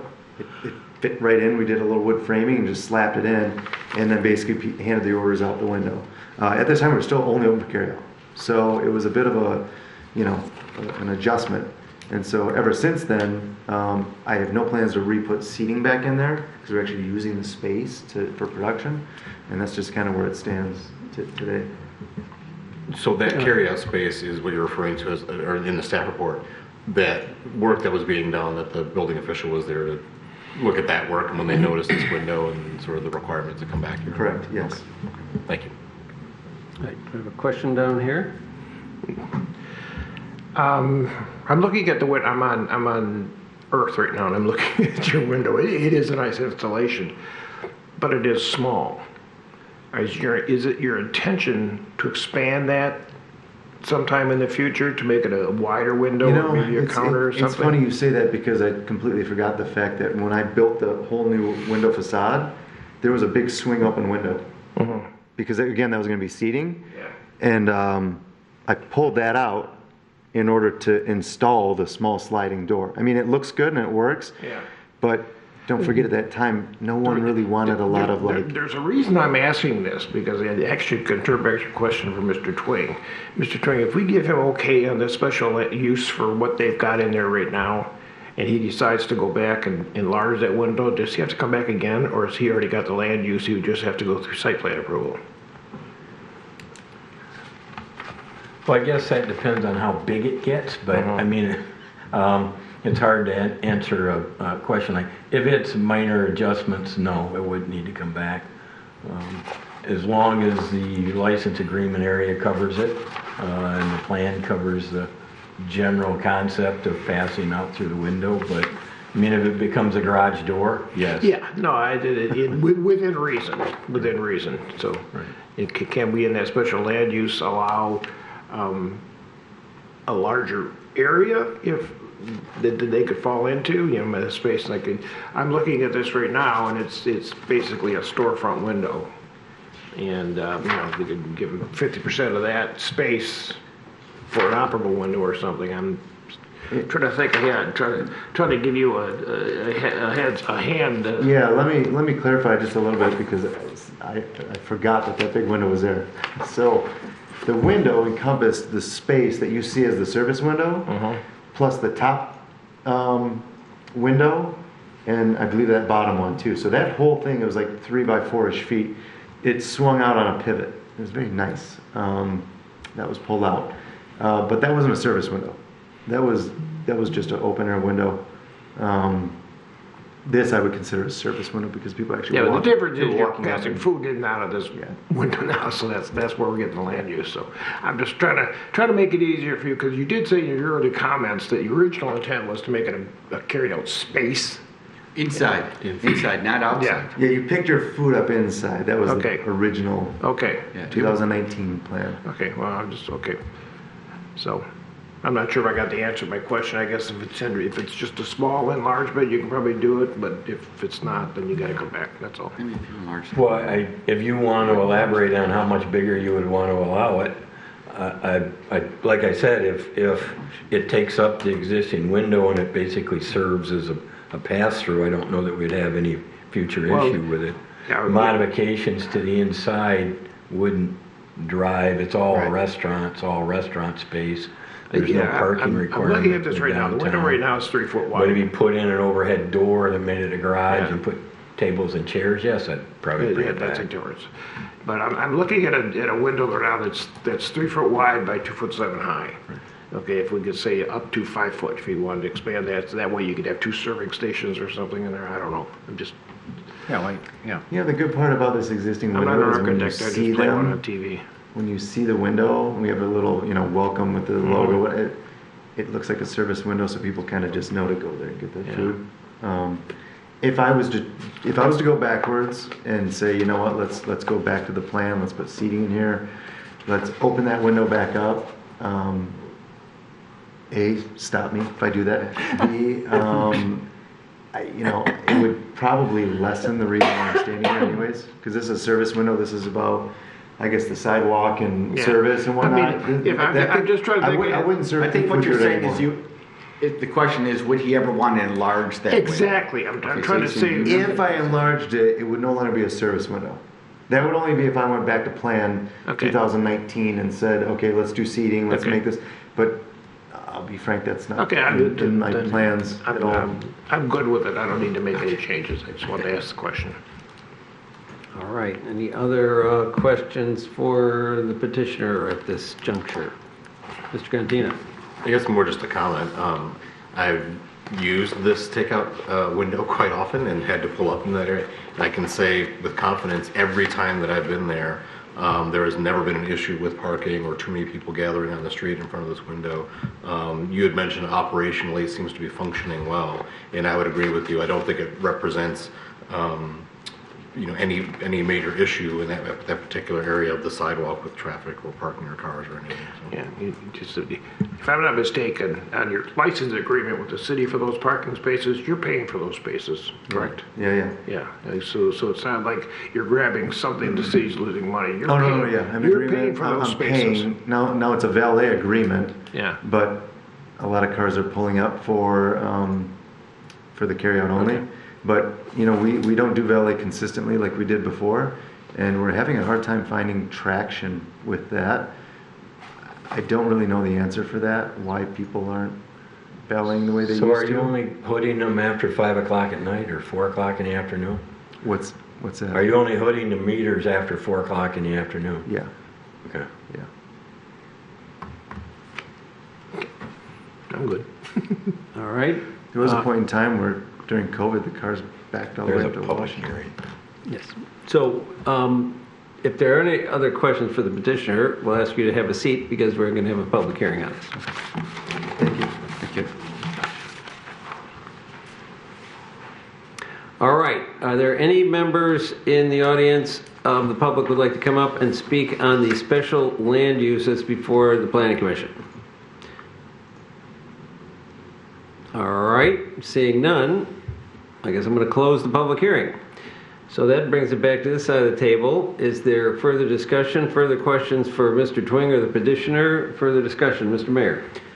Yeah, I'll just say it's totally understandable why you're here and understandable how we flagged it. And just, you know, for those of you to remember during the whole COVID timeframe, we just worked expeditiously and with any business to help them get through the ordeal. And, you know, opening up service windows, putting igloos on the sidewalk, whatever it took for our businesses to be successful.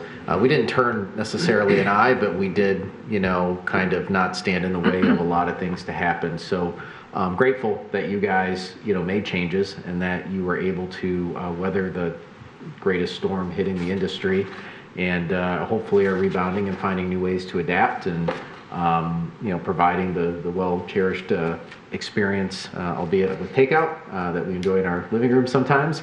But delicious food nonetheless. And so to me, I think this is a no-brainer and a formality from my point of view.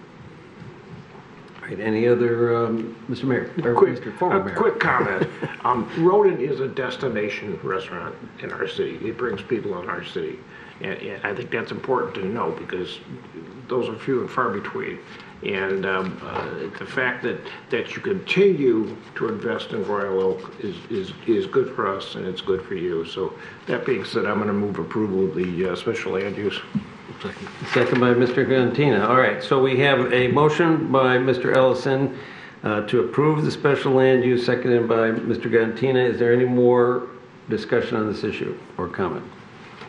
All right, seeing none, I will call for the vote. All in favor, say aye. Aye. Opposed? Hearing none, motion passes. So you have the special land use. Site plan? Now we need the site plan. I'll move approval of the site plan. All right, is there a second? Okay, same thing. Mr. Ellison moves to approve the site plan with the contingencies, as stated, which includes the license. Yes. And Mr. Cantina seconds. Is there further discussion on this issue? I will just chime in, echoing what the mayor said, that I'm really proud of the restaurants in Royal Oak and how, especially our independent operators, family-owned businesses, really pivoted and innovated to keep their businesses alive, which helped keep our city alive. So thank you for your good work. All right. Anything else? All right, seeing none, I will call for the vote on the motion to approve the site plan. All those in favor say aye. Aye. Opposed? Okay, hearing none, motion passes. Congratulations. Thank you. All right, next order of business is the sign variance SB 23-04-01 at 28992 Woodward Avenue. Mr. Twink. You do have the staff report as well as the building department's denial letter on this request. What's in front of you is a request to allow 2 signs on canopy on the west canopy facade, or the side that faces Woodward Avenue. Allow a portion of the canopy sign on the west facade to project above the canopy, and then 2 variances in relation to the size of the signs, waiving almost 12 square feet of the maximum 8 square feet allowed on that west side, and then waiving 5.9 square feet of the maximum 8 on the north and south sides, which would be along the 12 Mile, I believe, and the south property line. As you will notice in the photo and the report, we have the prior sign. The photo is also included of the signs that have already been installed that are in front of you this evening. If there's questions, I'd be happy to address them. Commissioner Douglas. Mr. Twing, the letters sit-go does that block of 1, 2, 3, 4, 5 letters exceed a square foot, or are you counting the red paint as part of the logo as well? As well, or both? Okay, so the triangle. I believe that's counted as the logo and the letters. The red, if you're referring to the painting, no. So, and those letters are, because I'm sorry, I confess. 21 inches by what looks like 18. No, what is that? It was metric, and my eyes aren't very good. We're talking about the west side right now, right? Yes. The Woodward side? Well, or it could be the north side too. Yeah. There's no logo on the other 2 sides. They're with the Citgo. 21 inches high. I can't quite read the length. And those exceed the allowed 8 square feet? Yes. Yeah, it would be like 4 feet, 2 by 4. Okay, thanks. Okay, I have a question. I'm a little confused. Are these, I'm looking at the picture in the staff report, the side facing Woodward seems to already have a sign that extends above the canopy. Is this sign already installed? Yes. Okay, so the sign on the west is already installed. All of them are. So are the north and south. And the north and south. So this has already been done. And we're being asked to... You're being asked to waive it because it was done without permits. Uh-huh. All right. Mr. Chair. Mr. Twing, were these signs installed after they were told they couldn't do them, or before? Well, the denial letter, I'm not sure when they were installed. The denial letter went out. They may have been identified as already having gone up. Building may have cited them and said you put it up without permits, and then they applied. I'm not sure of the sequence of order, but they are up. So we're not being asked to approve anything that's going to change out there. We're asking to ratify something that has already been done. We're asking to be grant a waiver for something that haven't done. If you deny it, we'll take action and make them take it down. All right. Thank you. All right. Any more questions for Mr. Twing? Okay, let's call up the petitioner. Is the petitioner here? Oh. All right. Well. Okay, that changes things. All right. We really don't have this happen very often. No. So I guess that's a question. They didn't withdraw. They just didn't show up. That's correct. And they would have been sent a copy of the staff letter, so they are aware of the meeting. And I know that staff's had contact with them. So my commentary is you can either take action or you can postpone it for a month, and we will attempt to get hold of them one more time. But Well, okay.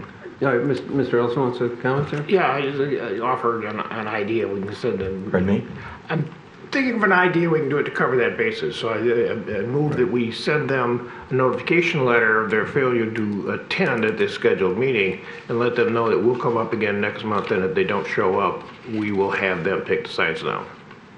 They are in violation. Right. If you postpone it for a month, we will let them know you've taken that action. Yeah. I don't know that I will tell them anything about what action you will take, Okay. but we will let them know that it's quite possible you will take an action next month, and it may not be in their favor. I trust your judgment. Okay, I didn't see who had their finger up first. And I would also request, if we can, in that communication, that they be prepared to explain why they didn't make tonight's meeting. I'd like to have an understanding of that. And it could be on our end, maybe we had a bounced email address, so I want to understand if we have glitches in our system. I highly think it's impossible based on some of the communication strings here, but I want to give the benefit of the doubt. But if there was an extenuating circumstance or something like that, usually when everyone else gets bravado, it's not a problem. When I get bravado, it's like, oh yeah, my mom died. Oh, sorry, I shouldn't have been too strong. So having an understanding of why they felt it wasn't important. It's important enough to have the sign, but not important enough to explain why the situation happened and why they need the exemption. So I will just ask this question, and it'll be even more relevant when we get to a business whose name is Marathon and not Citgo. But I mean, if your business name is 5 letters long, how much smaller are you going to have to make it to, shrink it down so that it's even seen? If we're going to put this decision off, we don't have to make that decision now, but we can think about it. Mm-hmm. You got to put the letters of your business in the sign. Mr. Ellison. Yeah, speaking for myself, I always take that in consideration when I look at a side appeal. I always think, how much side are we leaving them with to try to get to the fit of the ordinance? And we always have some movement on there.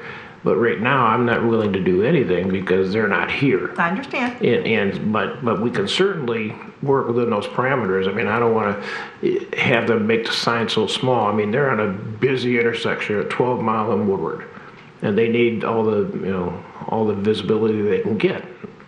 They're still pretty busy, even with all the signs. They're still pretty busy. But Tim, do you know if this is a corporate station or a franchise? Maybe we have no. Okay. Okay, I'm just going to go ahead, Mr. Cantino. Well, I just have a couple things for folks to think about. Is that where we're headed? If or before this comes back next month. One, if you recall the sign that's at the corner, the monument or pedestal sign, whatever it's called, that sits on the corner there. This applicant came before us to try to get a variance for that sign, a bigger frame, whatnot, and we were denied. They clearly have been able to deal with it, but that tells me they certainly know the ordinance exists, and they've been through the process once. I certainly would like to hear from them in terms of the signs that are already on there that brings them back in front of us again. How or why did that happen? To the mayor's point, let's at least have that discussion. But the other point I want to bring up, because we talk about this a lot with some of the sign variances requested, is signs are first and foremost supposed to be for wayfinding, not for marketing. And when I look at that corner sign, it's clearly the company's brand, tells everyone where they're located on that corner, very easily seen whether you're going north, south, east, or west because of that prominent corner. And I tend to have a little bit more of an issue with emblazoning that same logo everywhere else on the canopy simply because they have the ability to. To me, it starts to become more like marketing than wayfinding, in addition to the other sign that they already came in front of us for. So just want to have everyone sort of think about that before we, I guess it comes back in front of us. Mr. Ellis. Another question it raises, at what point do we raise the question of windows, or of signs hanging in windows? Because that's still all falling on the same square footage of building frontage, and if they fill their glass windows up with signage, that's all signage that gets counted into the total calculation. Is that correct, Tim?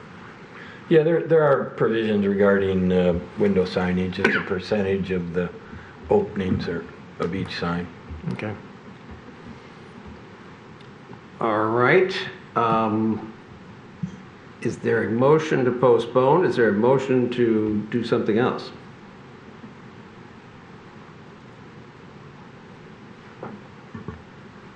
I will move to postpone till next month's hearing with the expectation that the applicant is here. Is there a second? I'll second. All right, is there further discussion? All right, I'm going to call for the vote. All in favor of Mr. Cantina's motion to postpone this item until next month, say aye. Aye. Opposed is me, 1. So it's 4-1. Motion passes. I have another question. Mr. Twing, they also have on their little building underneath the canopy a sign, Quick Mart. Is that separate from the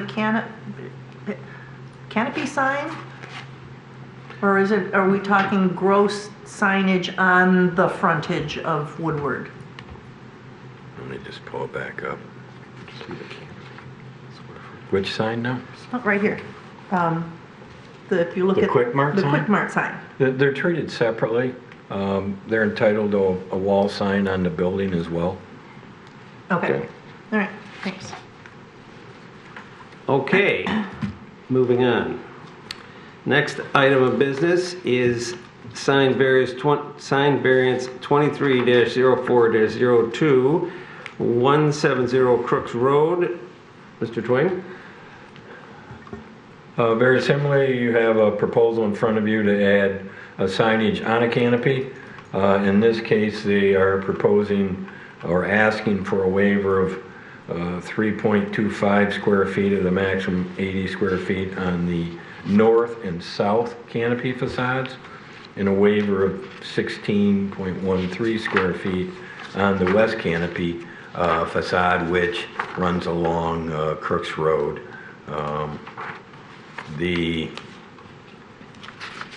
The signs that I have up in front of you on the top are the logos that would go on the north and south part of the canopy, the Marathon M. That's in your packet as well, but on the one that would go along Crooks Road is the Marathon sign along the west canopy facade.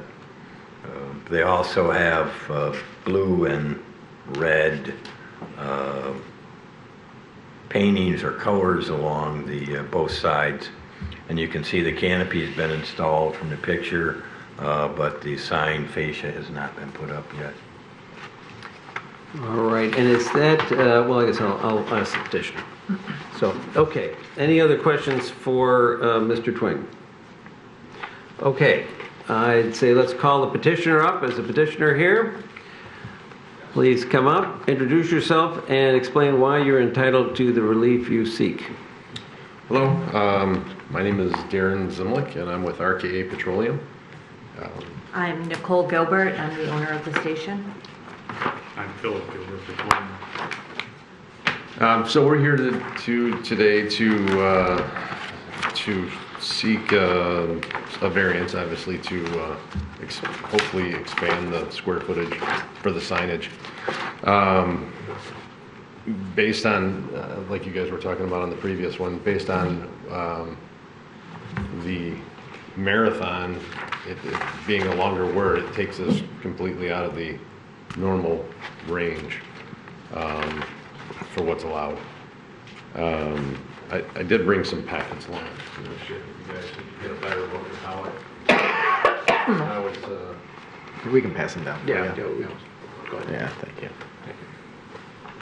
So you can take a better look at it, and you can see what would actually go up on the Crooks Road side as far as Marathon. On the other side, it's just two stationary logo signs, but you can better see what they look like. These are all illuminated? They are illuminated.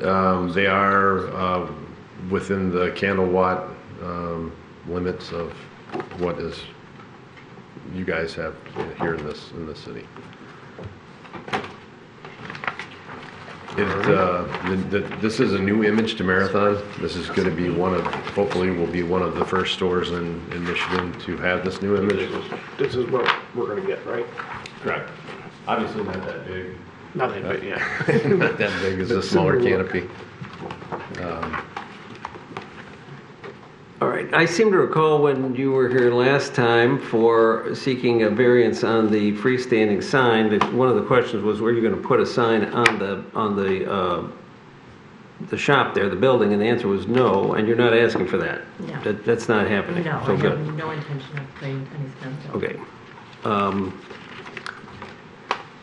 Mr. Ellison. I just want to know who the comedian is that writes Yeah. the lines.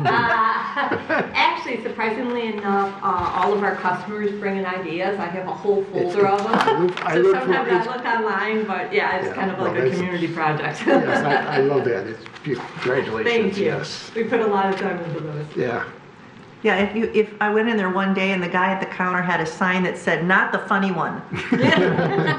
I had one employee, he walked around wearing one that said, "Not the son," because everybody thought he was my son, so he was not the son. And then there was that guy, the other guy. There's been a lot of funny ones. So we waited a long time. As you can see, we've had the canopy up for quite some time now, but we waited to get this done. I think we hired an image company to do it, and they might have dropped the ball a little bit. So thought we'd take it upon ourselves to get this done right. Mr. Ellison. My only concern is I'm looking at this picture of the station at night. You guys are situated in a residential neighborhood. Is this going to be obnoxiously bright? Well, actually, the across Crooks is all businesses. Yeah. And You get it's two the houses behind side you, of yeah. one house is Okay. the only thing that's actually near us. And they have never had a problem with any of our signage. Okay, All of everything's the lights, falling that is within- pushed back this way, away Okay. from them. And the sign, all the lights go down. Now, will this be brighter than what you had?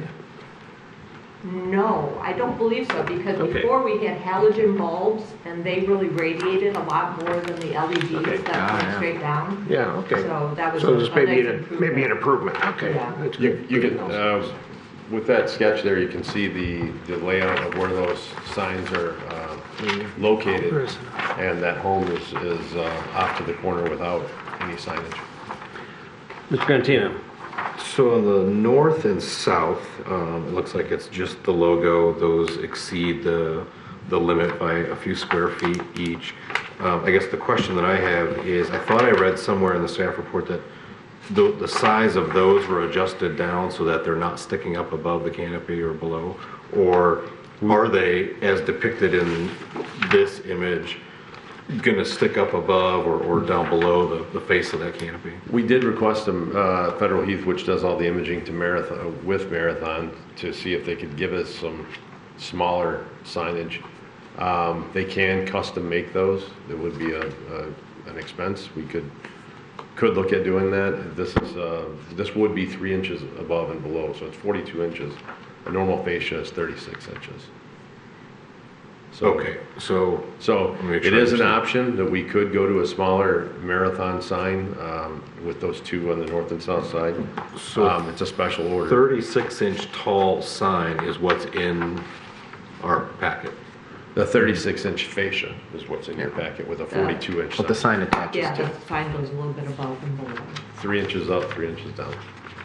Those signs are already here and we have them, we've just been waiting for approval to put them up. So that's what we're trying to say, they can be remade to shrink it down. Sorry, I'm having a hard time understanding. Are you saying the fascia is 36 or 42? The fascia is 36, Okay. the sign is 42, so it would be 3 inches above and So below. the sheet that I'm looking at from Federal Heath, just so you know, shows the dimension of the height of the sign, the marathon logo, at 36 inches. 45 wide. 45 wide, 36 high. tall. And the reason I'm asking is because, and the attorney had just brought it up actually, if it is the larger size and sticks up above or down below, that's an additional variance that's potentially Well, I did required. notice that actually, and I was going to ask And about like I said, I remember seeing in the packet that some of the signs were adjusted to relieve some variances. So I just want to make sure that I'm clearly understanding what's being proposed, what you're actually asking for. Because it appears to me on the north and south that the variance required is for a few square feet on either side. But other than that, that one allowed sign would be in compliance otherwise. I just want to make sure I'm understanding it correctly. We would prefer to stay with the 42-inch sign and ask for that variance. Is that what you have right now? If I can jump in, it's Yeah, I was gonna it's not a ask, listed Mr. variance, so you can't act on it this evening.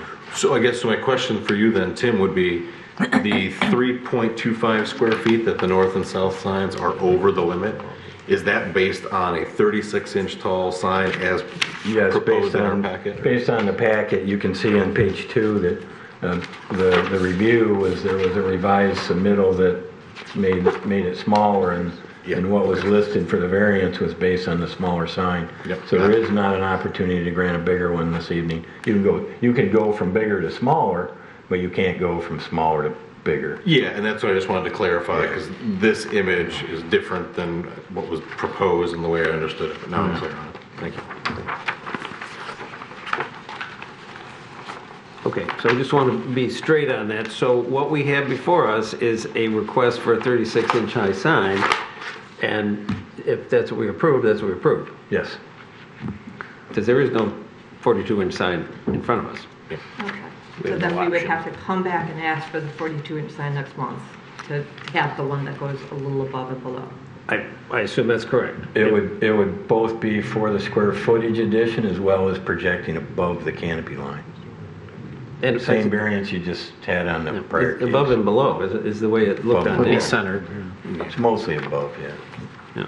So I guess what are our options here if the petitioner has decided that, geez, we really want to come back and ask for 42-inch sign, then would we do the same thing, have the option to postpone till next? That would be my suggestion. If they want to modify their petition, we would renotice it and put it on next month's agenda with a revised submission. Or we could proceed tonight and look at a Or you can 36-inch. go forth. Could we proceed tonight so we can get something up? And then if we want to change those up from a 36 to a 42, we could come back? I think there'd be another fee and another submission. Yes. We're just, we've waited a long time just to get the sides of the canopy up and stuff. Yeah, and the it's- whole renovation, everything just took a long time, and it's just so Well, disappointing to see. there it are not two be variances. You could grant the one that's not relevant to extending above the roof line, and they could proceed with that one, and the other one could come back next month. Comment? Yeah, if I may, Mr. Chair. And I just want to explain to the applicants why we would have to come back, because it wasn't published. We're required to publish it. We're required to notify residents within 300 feet.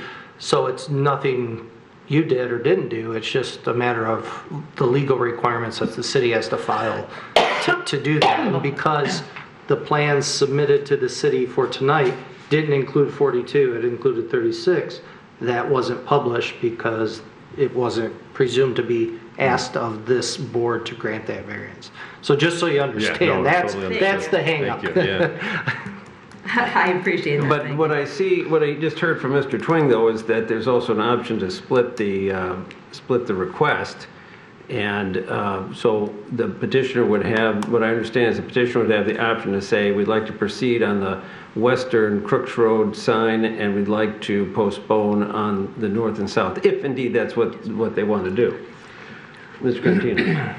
Alternatively, we could potentially approve the 36-inch sign tonight, which gives them the option of sticking with that and using that, and they have the approval for it. Yes. As well as gives them the option to come back if the 42 is really what they need. The only difference is they're going to pay another fee to come back. Correct. Yeah. And they're going to have a couple 36-inch signs. I have a question for the petitioner. Do you have a 42-inch sign right now in storage, or a 36-inch sign? Yeah. We have the 42s. We have the 42s. Okay, so, I mean, Marathon's pretty big. I'm sure you could find a home for those 42. Yep. The question is the lead time in those 36. You know, is that something that you would acquire before next month's meeting? You know what I mean? I'm just trying to think. If it's like 36 and you want to get it up and then you put them up for a day and then you come back and then you go to the 42, it just seems kind of crazy to me, you know? Yeah. So what is it? Yeah, why don't we just go with the one variance on the western side, and then we can Split come it. back, because Yeah, you're right, the lead is that time. okay if we it's split taken- it and then come back to try and get the 42? As Just a- because we already have that, we won't, you know, with the supply chains and everything, you know, So- I so- don't know how long. So you it'll want take us to before we approve get- the Just request? the marathon on The the, crook side. the Brook side, yes. Part B. Yeah. Okay, so you're looking at, okay, if then you want to get a sign up there, Right. and then these smaller ones, you know, you can pop on later, but if we, maybe a question, Mr. Twing, or if we deny the other elements, or we don't act on them, I would assume we would just deny them, we'd only, if, like, put on the table, you know, whether or not the marathon sign on Crooks could go up.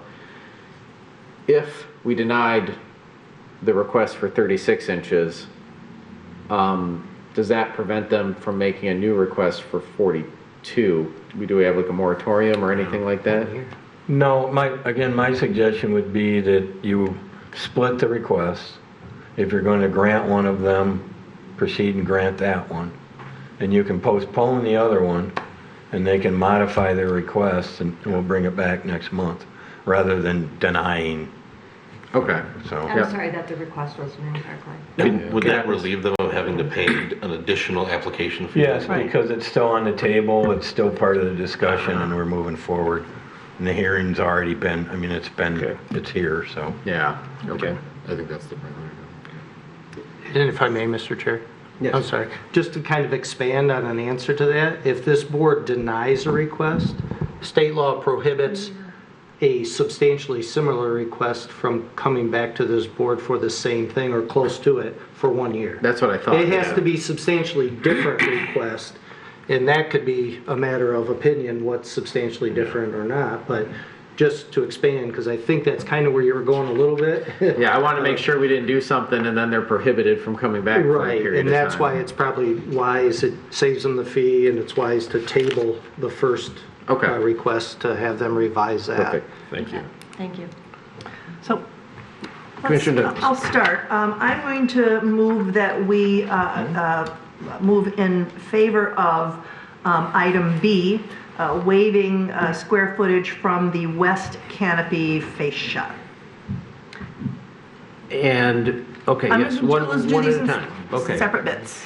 All right, so there's a motion to approve the sign variance request, Part B, for the Crooks Road Marathon sign. Is there support? I'll support. Support from Mr. Cantina. Is there discussion? I have something to discuss here. So generally, gas stations are oversigned, overlit, and all sorts of things going on, in my opinion, that are too much. I don't know if you remember this, but last time you were here, or your representatives were here, and you were asking for the variance on the freestanding sign, I asked about, are you going to put a sign on the building? And you haven't done that. I also asked you, are you going to be careful to meet all the lighting ordinances about the lumens, the foot candles for the lighting. And I want to sort of respond to what Mr. Ellison mentioned about how bright is this. Because I pay attention to this, I've been over to your place in the evening, and it is, in my opinion, not too bright. If it's in violation anywhere, and quite frankly it probably is, at the sidewalk where you come in on Crooks, but not very much. And on the other sides, I don't think it's in violation. Okay. Because I checked. And so I appreciate that, because the overlighting of these gas stations is actually a problem. Right. So I really appreciate your No, we are efforts. part of the community. We don't want to infringe Yes. on them. Okay, so I'm going to be in support, but any other comments? I will just add this. Well, you're getting style points here for not having installed the signs before you got You know, I was permission. hoping for that one, so we heard the other one, I was like, yeah, we didn't do anything. That's all duly noted. You're like the other one went first. And they are our competitors. That's how we knew they weren't here. Yeah. I was like, that's. Yeah, we don't like that station. Okay, and any further discussion, or are we ready to vote on this? I'm ready to vote. I'm ready. Okay, on the motion to approve the sign on the Crooks Road side of the canopy, all those in favor say aye. Aye. Any opposed? There is it. So that is approved. And then the next issue is whether or not there's going to be a motion to postpone on the north and south sides. I think we would need that, yes? Yeah, my suggestion, if you want to postpone it, would be to postpone it to next month and in order to allow the petitioner to consider modification to the request. I'll make that motion. All right, is there a second? I will. All right, there's a motion by Mr. Ellison, second by Mr. Gantina to postpone the north and south sides to variance request to allow the petitioner to revise it next month. Okay, is there any discussion? None. Okay, I'll call for the vote. All those in favor say aye. Aye. Opposed? Hearing none, motion passes. Thank See you back here next Thank you. month. I'll see you next month. Yes, we'll be here next month. And again, keep those jokes coming. Hey, it's summertime, we can make them more often. I will get our biggest trophy ride. All right, next order of business would be the addition to the agenda regarding the, what we'll call channel lights, and these are the lights that are generally placed around the frames of windows and are usually extremely bright or strikingly colored. If I may, so this is my suggestion, and I've since, like just tonight, doing a little Google research, discovered that tube lights, I think, is a more apt label for them. But so, as Mr. Casada said, these are the lights that are in, LED lights that are in a tube that businesses like to use to put around the squares of their windows. I don't like them. I think they look cheap. I think they cheapen our community, and I'd like to prohibit them. All right, is there, I think we really need, I'm going to respond to this. I think what we need to do here is discuss this issue and decide if we're going to place this in the hands of the department and the legal counsel to develop a potential text amendment that we can then present here again, have a public hearing on it, and then recommend to the city council. That would be the process, yes? Well, I can. My initial reply when Commissioner Douglas brought it up was that it might be something that would be better placed in the sign ordinance, as we prohibit string lights and things in the sign ordinance. Provide a definition in the sign ordinance of what we're talking about. The sign ordinance is an ordinance that does not have a non-conforming status provision. Meaning, and that's why you see when some of the sign appeals come before you or sign issues come before you, they're related to a sign that's not in compliance. So one way to get rid of potentially these types of lights where they already are is if a business changed that had them and they need a new sign and you're dealing with the sign appeal, they would have to address this. If we put a provision in the zoning ordinance, which we could in some fashion as to where we're prohibiting them, anyone that currently exists would have that non-conforming status to continue forth, and because they would be in place prior to the ordinance. That's my only initial concern in terms of where we might place this. But I would like some opportunity to meet with Nick and talk about what's the best option and how to define it, and bring a recommendation back to you as to where it should go. The other part of that, if it's in the sign ordinance, there's no need for this body to hold a hearing on the sign ordinance. You can forward it as a recommendation to the city commission, because again, it's a separate standalone ordinance. It's not part of the zoning ordinance. You simply, under the sign ordinance, are the sign board of appeals. That ordinance identifies you, planning commission, as the sign board. Many years ago, there was a totally separate sign board that dealt with sign appeals. So when we consolidated boards and commissions several years back, it was you guys got stuck with the Brownfield Authority and the sign ordinance. Yeah, I remember all that. They tried to do that again. Having said that, if there's other comments on it tonight, that's fine. But if you'd allow Nick and I an opportunity to discuss it, see where we can recommend what to do for you, that's fine. That works for me. Mr. Cantina. I just want to make sure I understand the issue, and it might be a little bit of a silly question. So am I to correctly assume that either this is already expressly allowed in the ordinance and we'd like to change that, or are we talking about an issue where we believe that there is a loophole in the ordinance that's essentially tacitly allowing these lights to be in the windows? Because that would have been my first question of, yes, they exist, but are they existing incorrectly to begin with, such that I think that certainly sends us down a certain path of how we would, for me, of how we would handle this. So that's what I'm trying to understand. Is it a loophole, or is it something that we would like to change? That you're asking for people's opinion. Well, from my standpoint, I think it's not adequately addressed to say they're prohibited. You know, they're not really defined as a sign. They could be argued as an architectural element. Accent lighting. You know, you can have fiber optics around a facade that is lit. Right. So I think part of the issue here is to clearly define why these would be prohibited, what's wrong with them, what's the reason behind, versus other types of lighting that may be put on a facade as an architectural enhancement. That to me is going to be the difficulty in why we say these are out.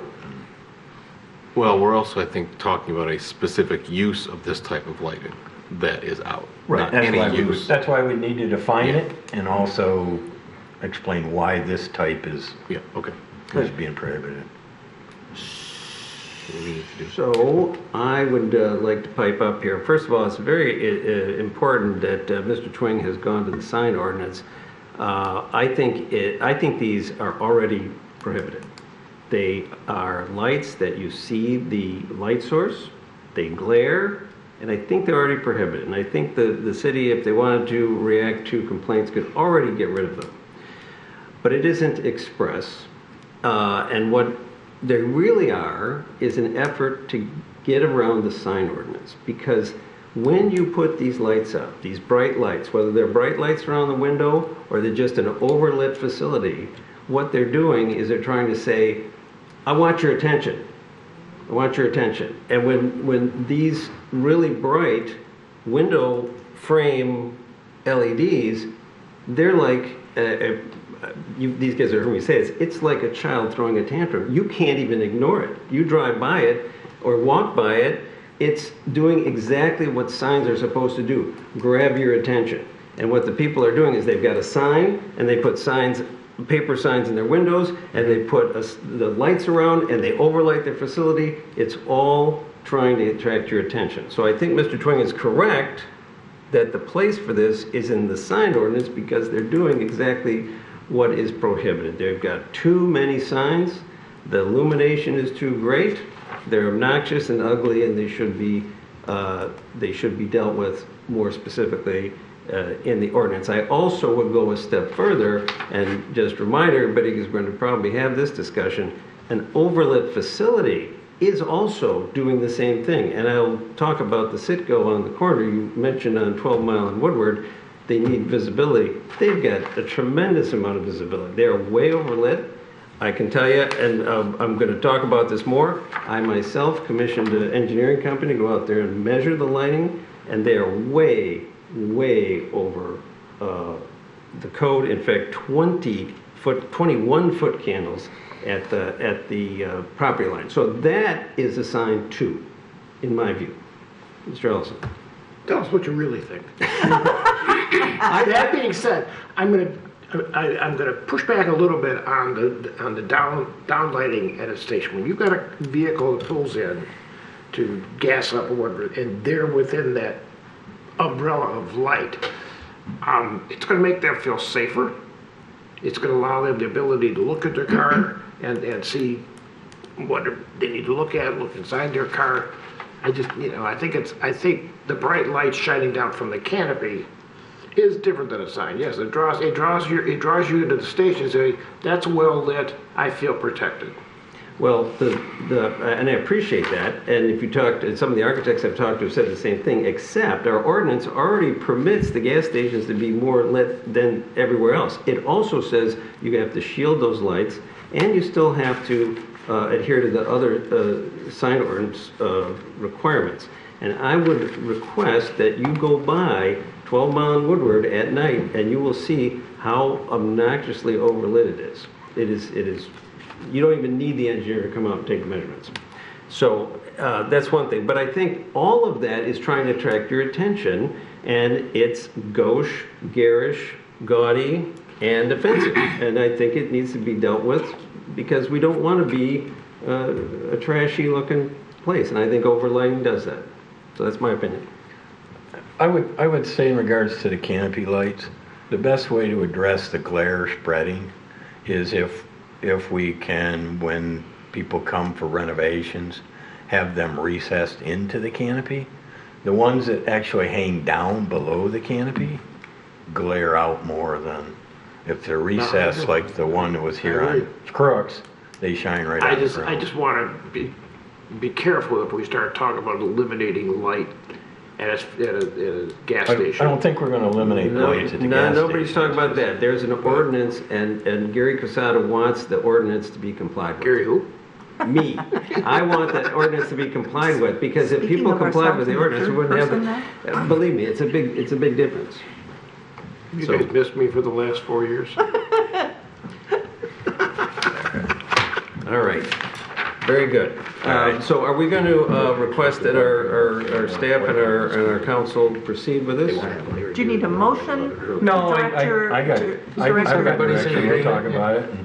And, it won't be next month probably, but because we've got a few other things in front of it. But hopefully by what's next month? May. Hopefully by June we'll have something. Great.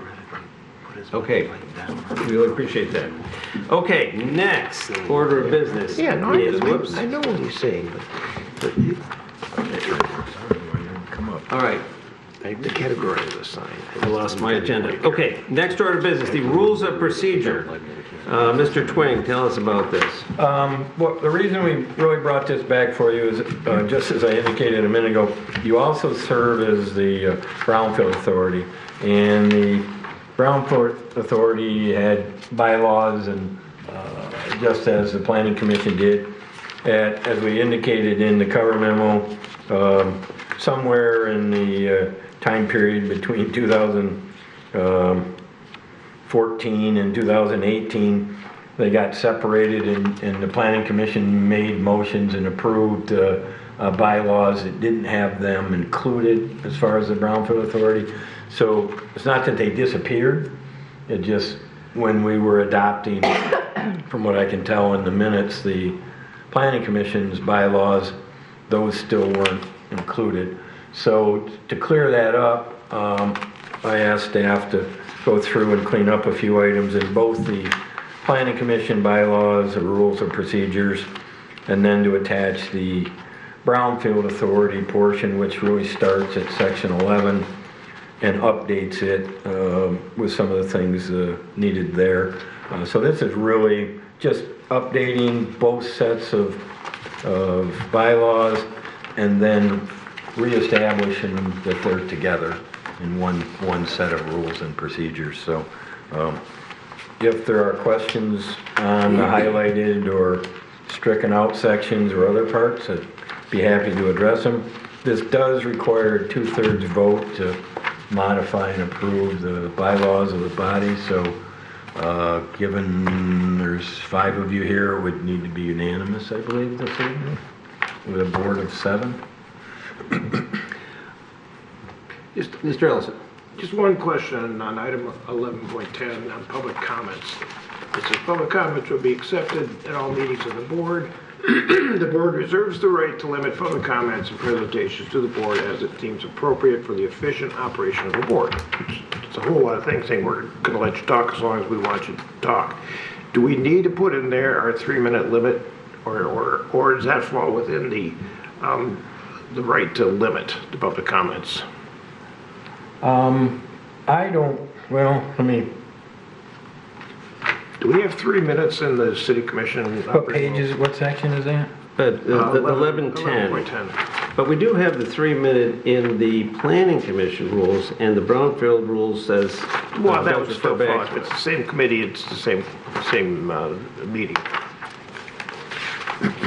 I'm just asking a question. I don't want someone to say, it doesn't say anywhere that it's only got 3 minutes, you know? Well, the only issue I would say with putting in a limit is if you ever want to change it, then you got to change the bylaws. Well, that's why I'm asking the question. And I think as long as the chair addresses how long he wants to allow it, that's fine. And you say that in the preamble, don't you, Gary? Yeah, okay, that's fine. Right. There's no regulatory requirement on the 3-minute time frame, is there? That's sort of a choice. If I may.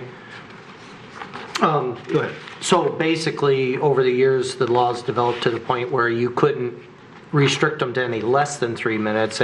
That's the most you could restrict them to. You know, I've seen different bylaws do different things over the years. Some bylaws say 3 minutes unless approved by maybe the chair or the board to extend that time. Yeah.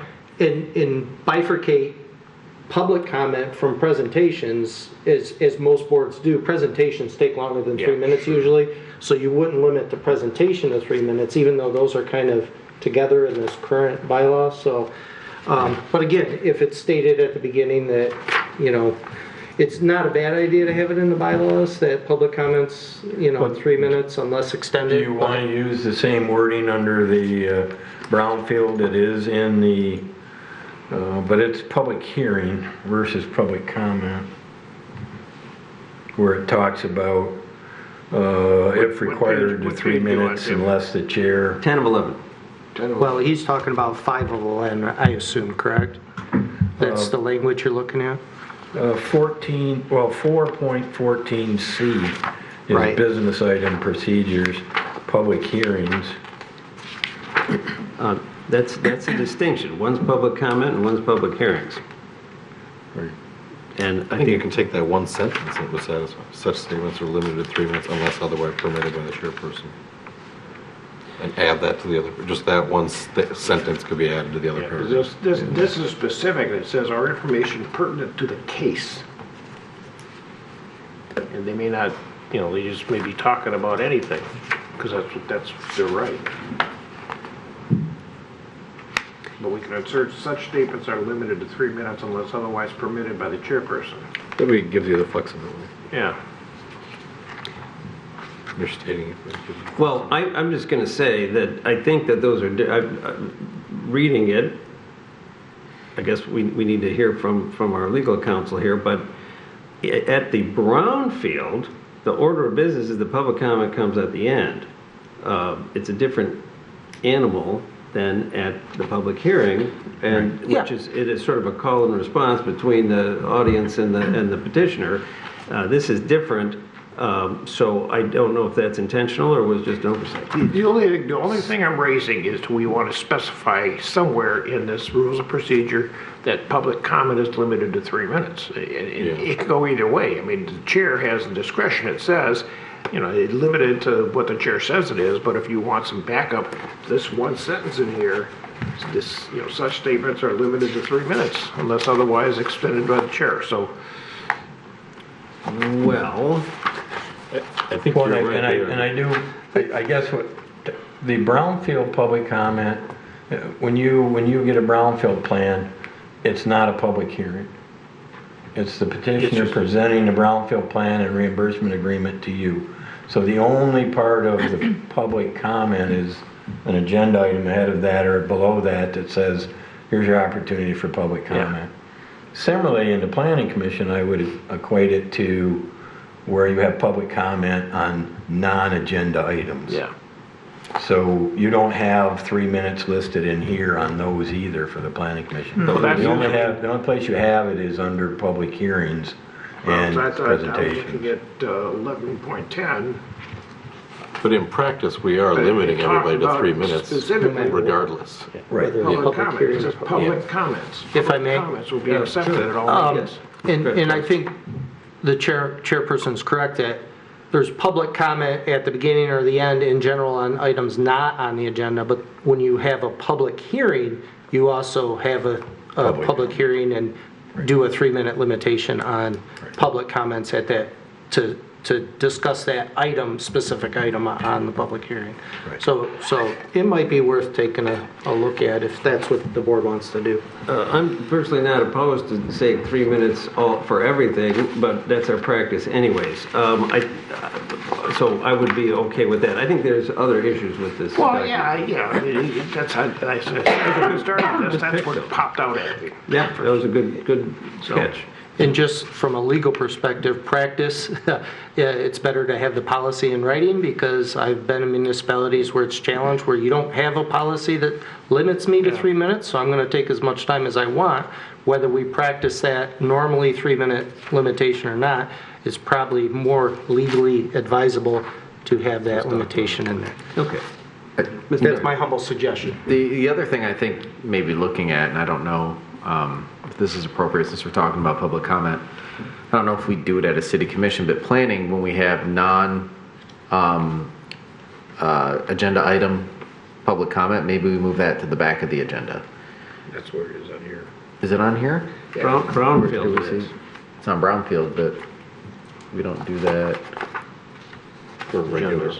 Oh, for Brownfield, but we don't do it on planning. Okay. Well, Is that correct, this is Commissioner? Rules of Procedure Planning Commission.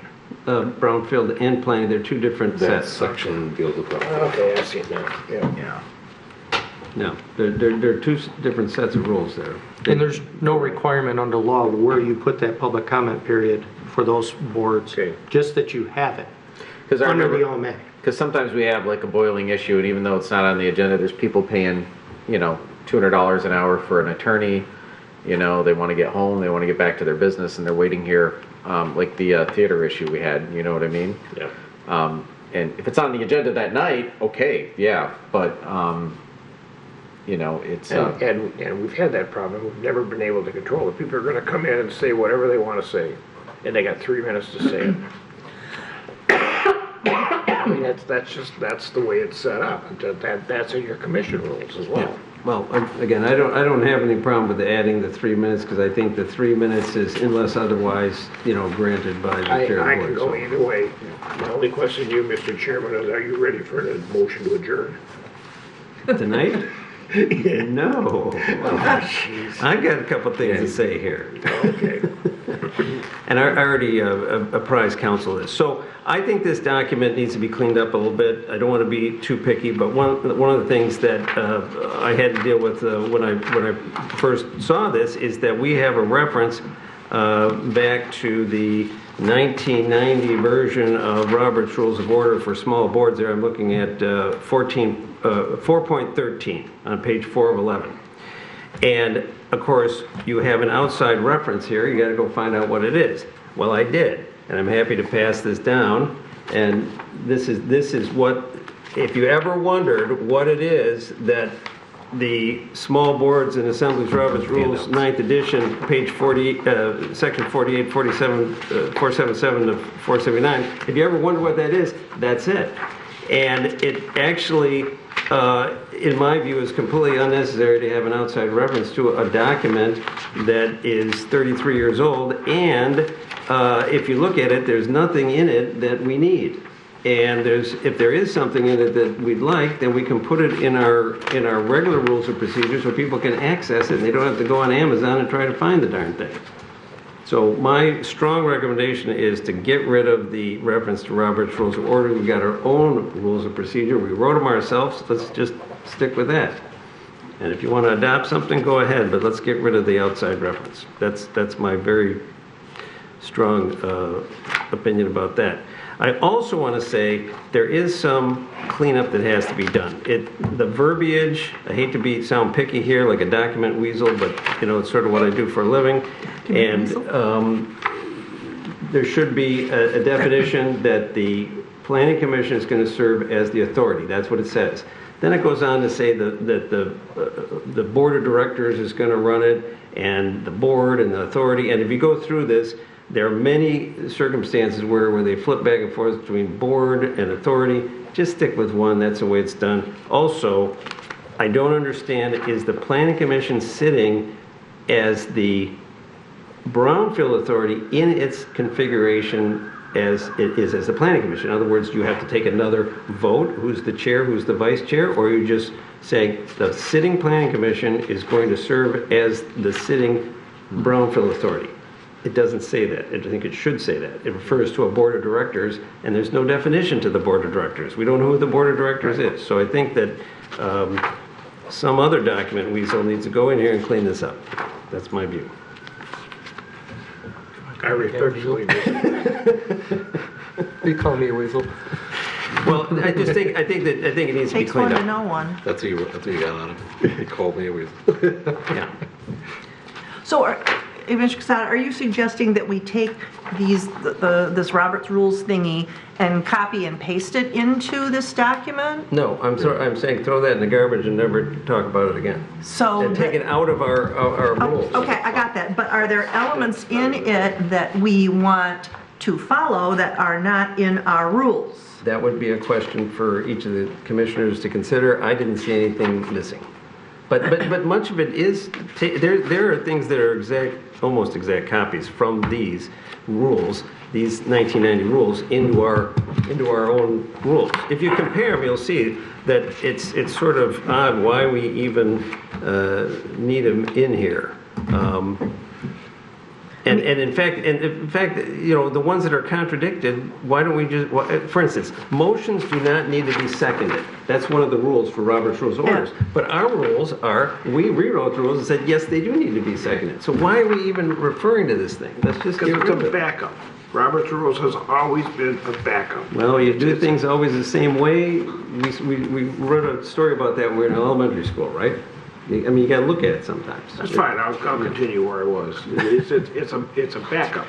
If someone disagrees with your rules, if it's based on Robert's, which is an accepted rules of order, it's not the only one, because we used a different one in Michigan House. I can't remember what it was, but it's always, I've always looked at Robert's Rules as a backup. If there's a pushback or a discussion, you always refer back to Robert's Rules and find out what the authority says. I understand your point. I guess I don't know what the value would be, because when you look at the actual terms of this set, a very short set of Robert's Rules of Order, I don't know what they bring, I don't know what they add. So, I don't see any value. I will fight you on that one. All right. Anyways, that's my opinion. For instance, the chairman need not rise while putting questions to a vote. I don't even know what that means. So why is it there? Anyways. Somebody does, I know that. Just because you don't know what it means doesn't mean it doesn't make sense to Well, somebody. we write our own rules. That's my point. We write our own rules, and this is archaic. Always based on the guidelines of Robert's Rules or some accepted rules of authority, rules of procedure. Okay, well, I think the question is always with Robert's Rules is, in the event that we miss something, or in the event that it's unclear in our rules, we use Robert Rules as sort of the It's the backup. That's what I mean. Okay, Council. Maybe just a point of clarification to try to move this forward. From what I can gather, the referenced section of Robert's Rules that your current bylaws or rules of procedure references is a very small section of Robert Rules that just applies to small boards. Just this. Now, quite frankly, I've never sat on a planning or zoning board where you followed the small boards. That's a very informal set of Robert's rules. That's why it's so small. And I think that's why the chairman's suggesting that's, because, for instance, you require a second. That really more in line with the general rules of Robert's orders for normal public bodies as opposed to small boards. And generally, I don't think the small board policies really apply to this particular board. So I think that might be part of the confusion. I don't think he's saying throw out Robert's rules completely, but the cross-reference to small boards might be inappropriate. I think the reason you don't use the parliamentary thing, and the reason I brought it up in the past, is you don't need to make a motion, have the motion seconded, to add an amendment to the motion on a small board. Okay, where I believe at the city commission, if somebody wants to amend a motion that's been made and supported, you go through a process of making a motion and getting it seconded to amend it.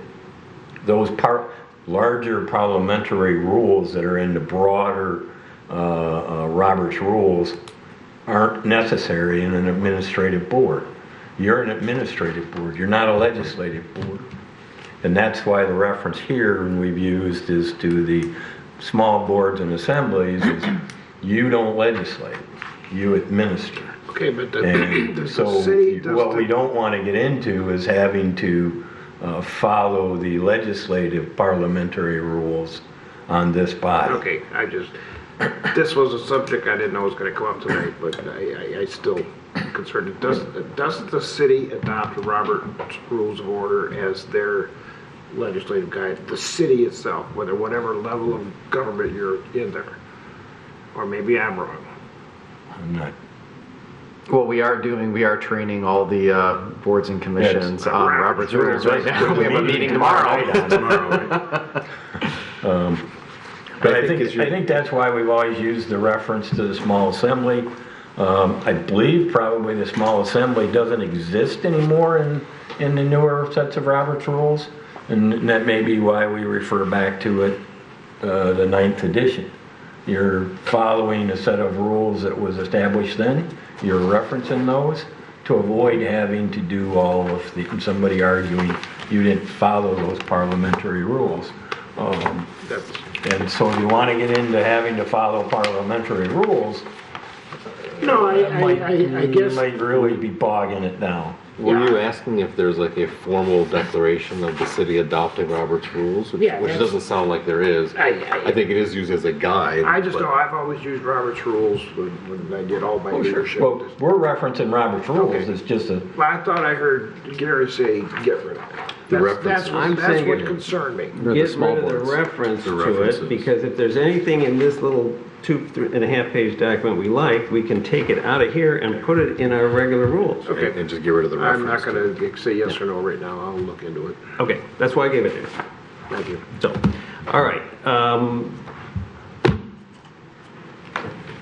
Can our council and our director look into those things there? Both the 3-minute and like I say, cleaning up the language, just making it consistent. Like I said, you got board of directors in there. I don't understand the reference, and we're sitting as the authority. That's what I understood. Does that also include, just so we have direction for staff? I know there was comment about public comment at the end of the planning commission agenda. Was that something the board wanted to do as a whole, or was that not something the board wanted us to consider doing as? If you're talking public comment only on non-agenda items, I think we need to keep that up at the front. I do too. Okay. Yeah. I thought I heard possible moving it to the end. My personal preference is public comment of stuff that's not dealing with anything you're dealing with should come at the end anyways, because that's just people venting. We tried that once in the city commission. Didn't go over. Didn't work well. Yeah, the biggest challenge, I mean, here it might be a little different. The biggest challenge you always have is like, I could say, okay, there's an agenda item tonight on the Citgo gas station. And I could go up there and start saying, and you guys in your master plan are just horrible. Look at the Citgo gas station. And then, you know what I mean? You could just, I mean, how do you To subvert the rules. Yeah, how do you become juror of the speech, right, and say what folks are talking about or not? But most people are polite, and most people, will adhere to the rules. But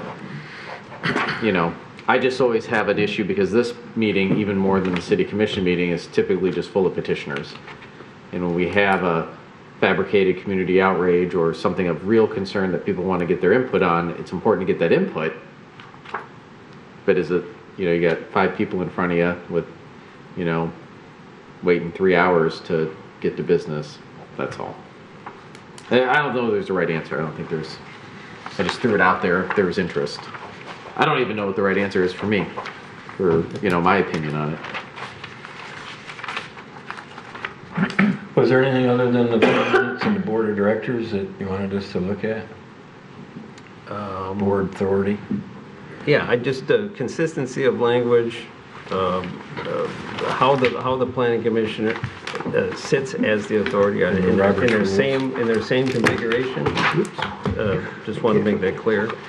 And deleting the Robert's Rules reference, yes. I do know when the mayor makes the appointments to the planning commission, he also appoints the same people to the Brownfield Authority to cover it. Whether or not the election of a chairman and a vice chair should be covered under the same motion, we should probably look at, but. Yeah, I just think it should be clarified. I don't have the, it just wasn't clear to me. All right. All right. Now, is there any further discussion on these amendments? All right. So the last thing on the agenda, which Mr. Ellison brought up some time ago, was an adjournment, which is the only thing left on the agenda. So moved. Is there a second? To follow Robert's rules. Second. All right. All in favor, say aye. Aye. All right. Motion passes. Thanks, everyone. Appreciate it.